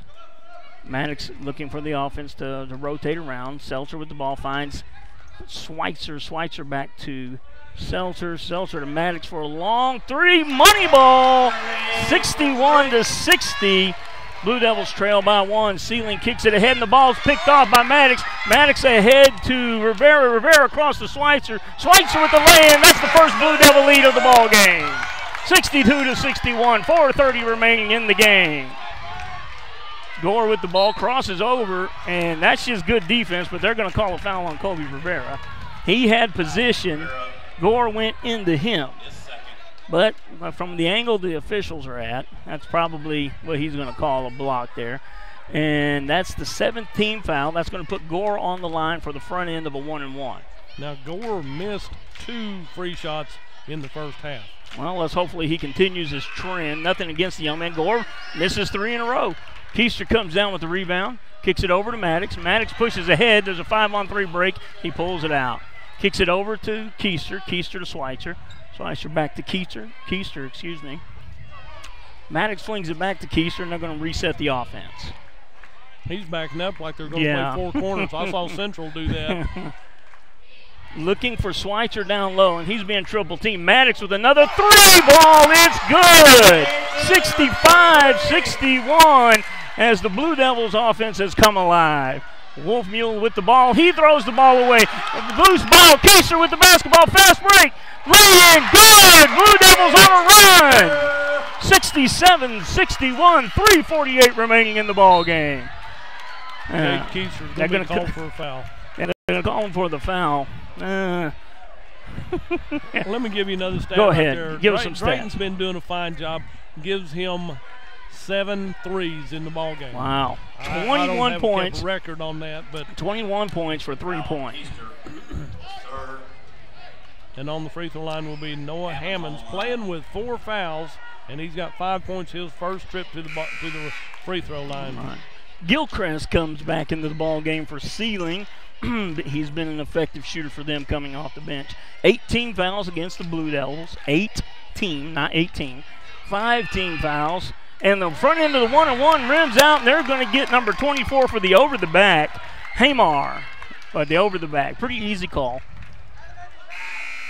That's the first foul called on the Hammer. Yeah. Too. Dylan Day coming in to guard Schweitzer. That's an offense for defense move. Maddox to the front end. Now they've got a half-court trap. Blue Devils break it. Back to Maddox. Maddox puts the ball on the floor and is fouled. That's going to be on Gore. I'll call that one on Gore. And that should be 7, and he should go to the line for a front end of a 1-and-1. Now here's the thing, 3:33 remaining in the ball game.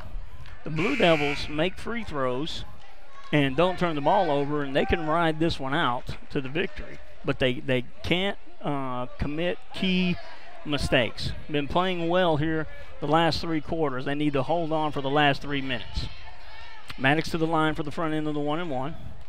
He's going to take a look at it, getting his twitches out, puts the front end up, and it's no good. He's short on the front end.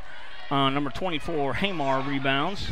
He kicks it across to Gore. Gore walking the ball up the court with 3:25 remaining in the ball game. He kicks it to Hammonds. Hammonds crosses over, drives the lane, kicks it to the corner, and to Toon. He had Toon, and Toon's not the three-point shooter.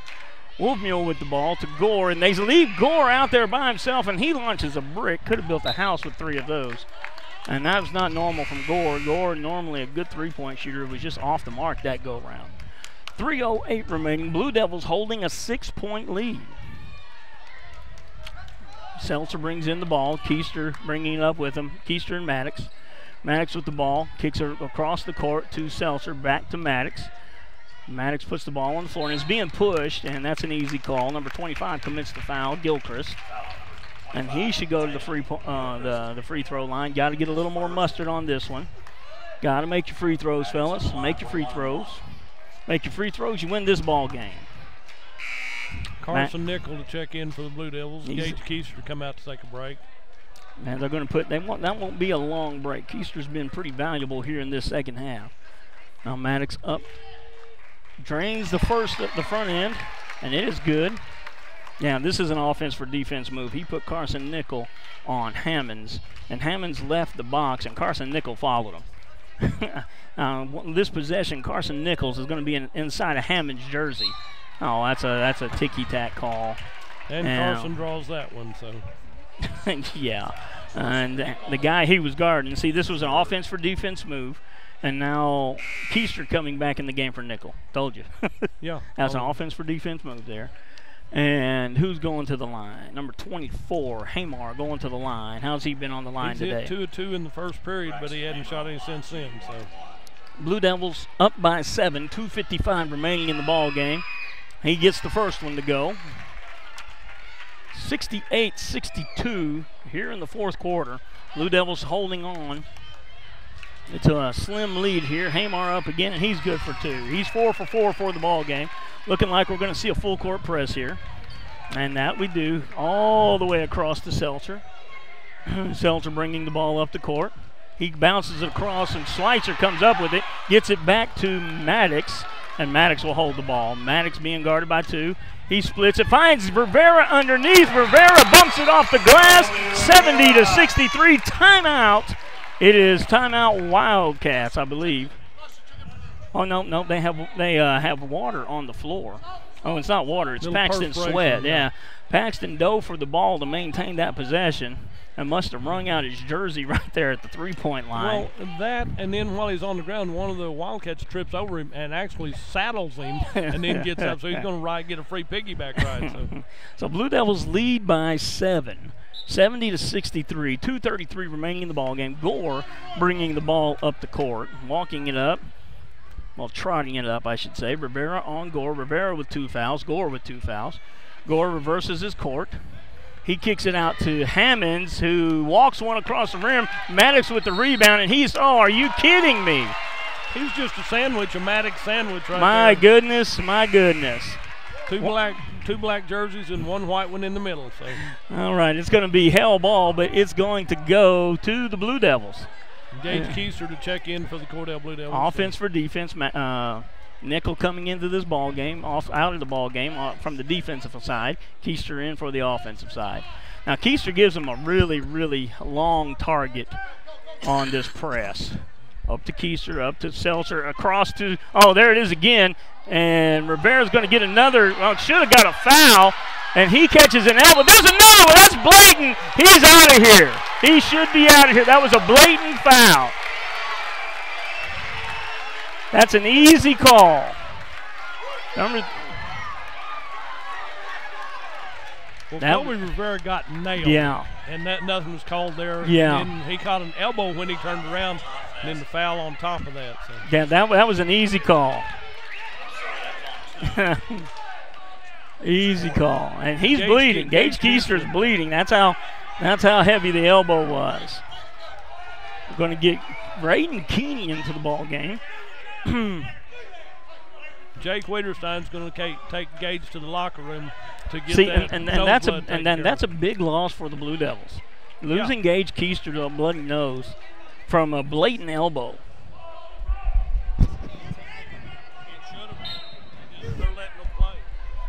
All right, we're back here, and there's the inbound pass from Seltzer to Maddox. Maddox kicks the ball over to Rivera. Rivera out to Seltzer. Seltzer moving the ball around, kicking it out to Rivera.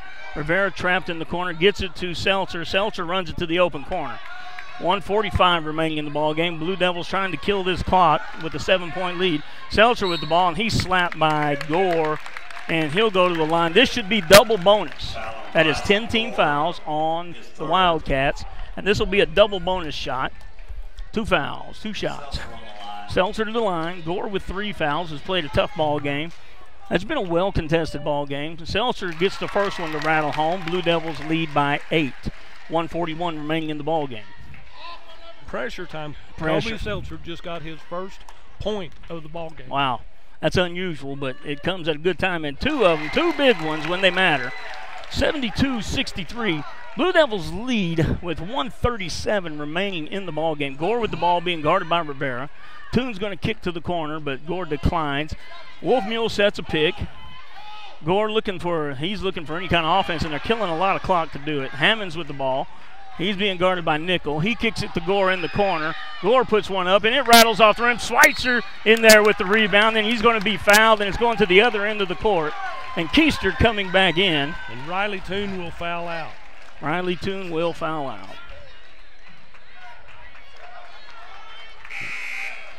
Let's see what we got here. That's 5 on Toon. 5 personals on Riley Toon. All right, number 25 for the Wildcats, Talon Gilchrist comes into the ball game for Toon. Paxton going to the line. He's in the Blue Devils in the double bonus. He'll get 2 no matter what happens on the first one. Blue Devils sunk back in defense. Schweitzer down there by himself, 72-63. 9-point lead for the Blue Devils, 10-point lead for the Blue Devils. Now, if we remember back all the way back to the first quarter, we were down 15 when all that was over. Yes. Since then, the Blue Devils have outscored the Wildcats by 26 over the next 3 quarters. Gore bringing the ball up the court, being guarded by Rivera. He's going to look over to the corner to Gilchrist, and he comes up short for the first time on the night. Good hustle by Wolfmule, but Paxton ties it up. Jump ball. Yeah, well, we'll let that one go. 105 and an 11-point lead. We'll let a lot slide. It is Seiling Wildcat basketball. Gilchrist is going to inbound for them. Wolfmule in the corner. Hamar on the wing, and they look for Gore in the middle. Gore with the fadeaway, nothing doing. Maddox with the rebound, dribbles it out of there. He's being fouled all the way down the court, but he rolls the ball around, gets it ahead to Seltzer, and Seltzer skies for the ball. He's being held and fouled. Are you kidding me? That's still a holding. Are you kidding me?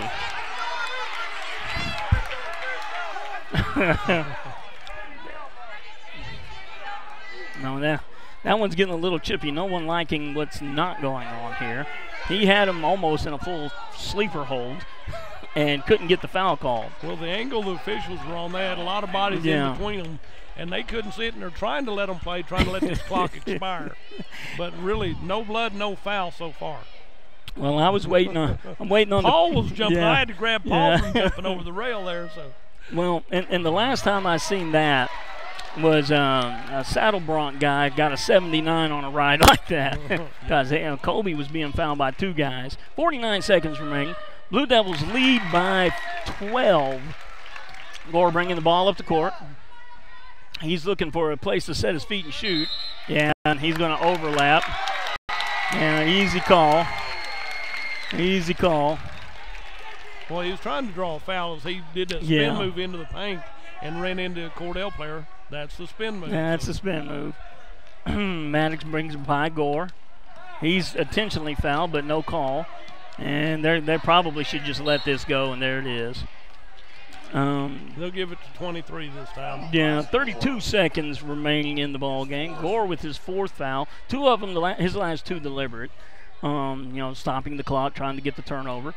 Maddox to the line. Blue Devils sink back to underneath the Wildcat basket. Maddox drains the first of 2. 76-63. 32 seconds remaining in the ball game.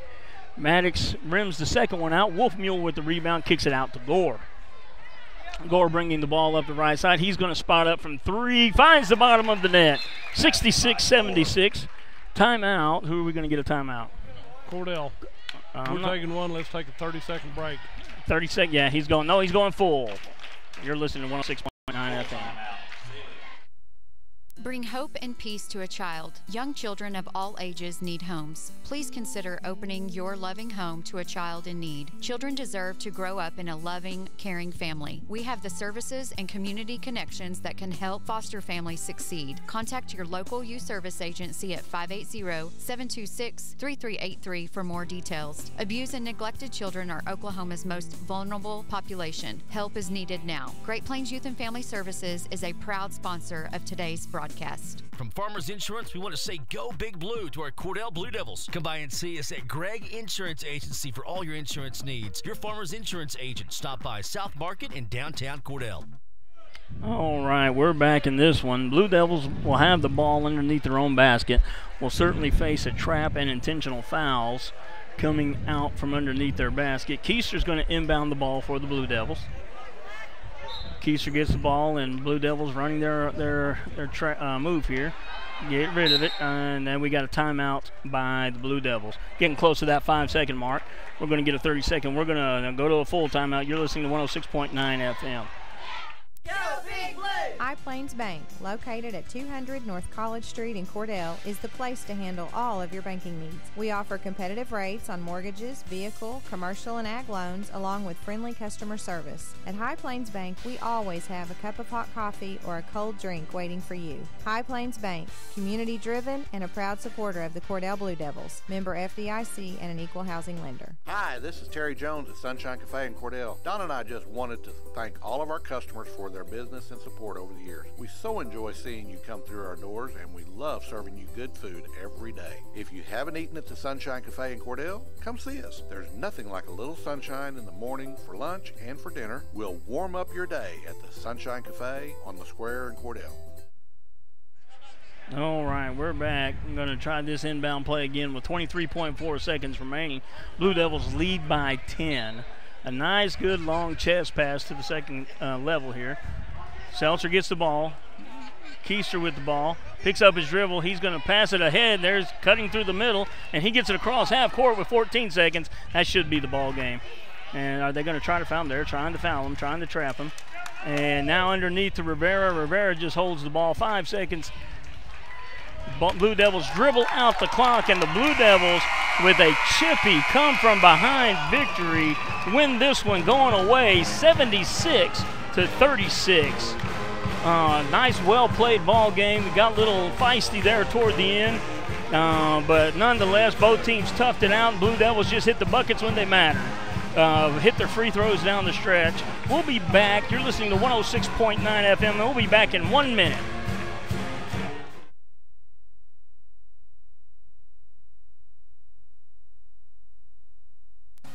Do you want a bank who's working for your best interest? Sure you do. That's why you want Bank of Cordell for your bank. That's right, 21st century banking at its best. The Bank of Cordell has been providing quality banking service since 1902 and is the oldest state bank in Ouachita County. Sounds like a lot of experience to me. So for experience in banking, state-of-the-art account management services, and quality personal service, visit the folks at Bank of Cordell, member FDIC. Friends, you'll find a store full of quality gift ideas at Cordell TV, Appliance, and Furniture in Cordell. Appliances and TVs from LG, Frigidaire, Whirlpool, KitchenAid, Speed Queen, Best, Catnapper, Bassett, and Ashley Furniture. Bedding from Serta. Now listen, we service everything we sell, and we promise always the lowest possible prices and the absolute best service. Thanks so much for your friendship and your business. Cordell TV, Appliance, and Furniture. It's somewhere in Cordell. All right, we're back here after the ball game. Blue Devils win this one 76-66 in a tightly contested second half. There for a little while in the first half, I thought we were going to break it over to 90 with a 45-38 halftime score. I thought it would be a little higher scoring, but both defenses tightened up. Blue Devils executed well down the stretch and hit their free throws. I want to turn it over to Dudley here for some stats for you for the game. All righty. Turned out to be a good, close game. Cordell won. I'll tell you a highlight in the JV game. Same way, the Seiling Wildcats led by about 13 or 15 late in the second half. Cordell came back and tied it at 48. Then the Wildcats hit a layup as time expired and won the JV game 50-48. So the boys' game, JV, was a Super Ball game. This turned into a Donnybrook. The Blue Devils did not lead in this ball game until 4:36 left in the game, and that's a big difference right there. Trent Wolfmule, no points for the Seiling Wildcats. He's the only one that didn't score. Dylan Day had a 2. Taylon Gilchrist had a 3. Rhett Gambrill had 4. Noah Hammonds had 5. He had a 3 and a 2. Then Riley Toon fouled out with 14 points. Bryson Gore wound up with 18 points, and Braxton Hamer wound up with 20 points. He had 4 threes, couple deuces, and 4 from the charity stripe. For the Cordell Blue Devils, Carson Nickel got in the game quite often. Like you said, he came in a lot of times for defense. He's the only Blue Devil that's on the floor that did not score. No, Rayden Cuney came in for about 5 seconds, didn't he? Yeah, he came in just shortly. Yeah, so Rayden Cuney didn't score either, but that was pretty close right there. So Rayden didn't have a lot of time there. Thank you, Greg Cox. Then scoring for the Cordell Blue Devils, Kobe Seltzer hit 3. His only 3 points came from the free throw line. He hit 3 of 4. Those were critical points right there. Gage Keister hit a 3, a 1, and a 2. So he hit for the cycle, and he had 6 points. Kobe Rivera had a layup that was so wide open. I mean, it almost embarrassing if you're a Seiling fan. But he hit a couple threes and a free shot. Also, Kobe Rivera winds up with 9 points in the ball game. Then I've got 2 Blue Devils that were in double figures. And when you look at it, I know we talked about Drayton the entire time. Drayton hit 5 of 8 from the charity stripe, and they only had 1 deuce. The biggest stat in his ball game is he hit 7 threes, 21 points from three-point land. And then Paxton did it the hard way. Paxton only had 1 3. He hit 7 of 8 from the free throw line, and then everything else was deuces. But Drayton had 28 points. Paxton led the way in scoring with 29. When you get one of your teammates on fire, the other one catches fire, and then you see the fire go right here, and the Blue Devils win a big victory against number 4 rated in Class A Seiling. Donnybrook of a ball game. Was telling Bob, the editor for the Beacon, that this would be a great game. Now, the Lady Blue Devils got an education in their game, but Coach Rogers said they need that. That's fine. They're going to learn that, and that's a good deal. But good ball game all the way around as Cordell wins this one, 76-66. All right, then. Well, we're going to sign off here tonight. Lady Blue Devils fall to a really, really good Seiling Lady Wildcat basketball team. Blue Devils beat a very good boys team in the Seiling Wildcats, 76-66. Got physical. It was a well-rounded win, executed on defense, made free throws down the stretch, made layups at the end when Seiling was trying to create turnovers, and the Blue Devils found a way to win this one, going away 76-66. So for Mike Sutherland and Dudley Simpson, Go by and tell your sponsors thank you. We'll be back, and Tanner is our film guy.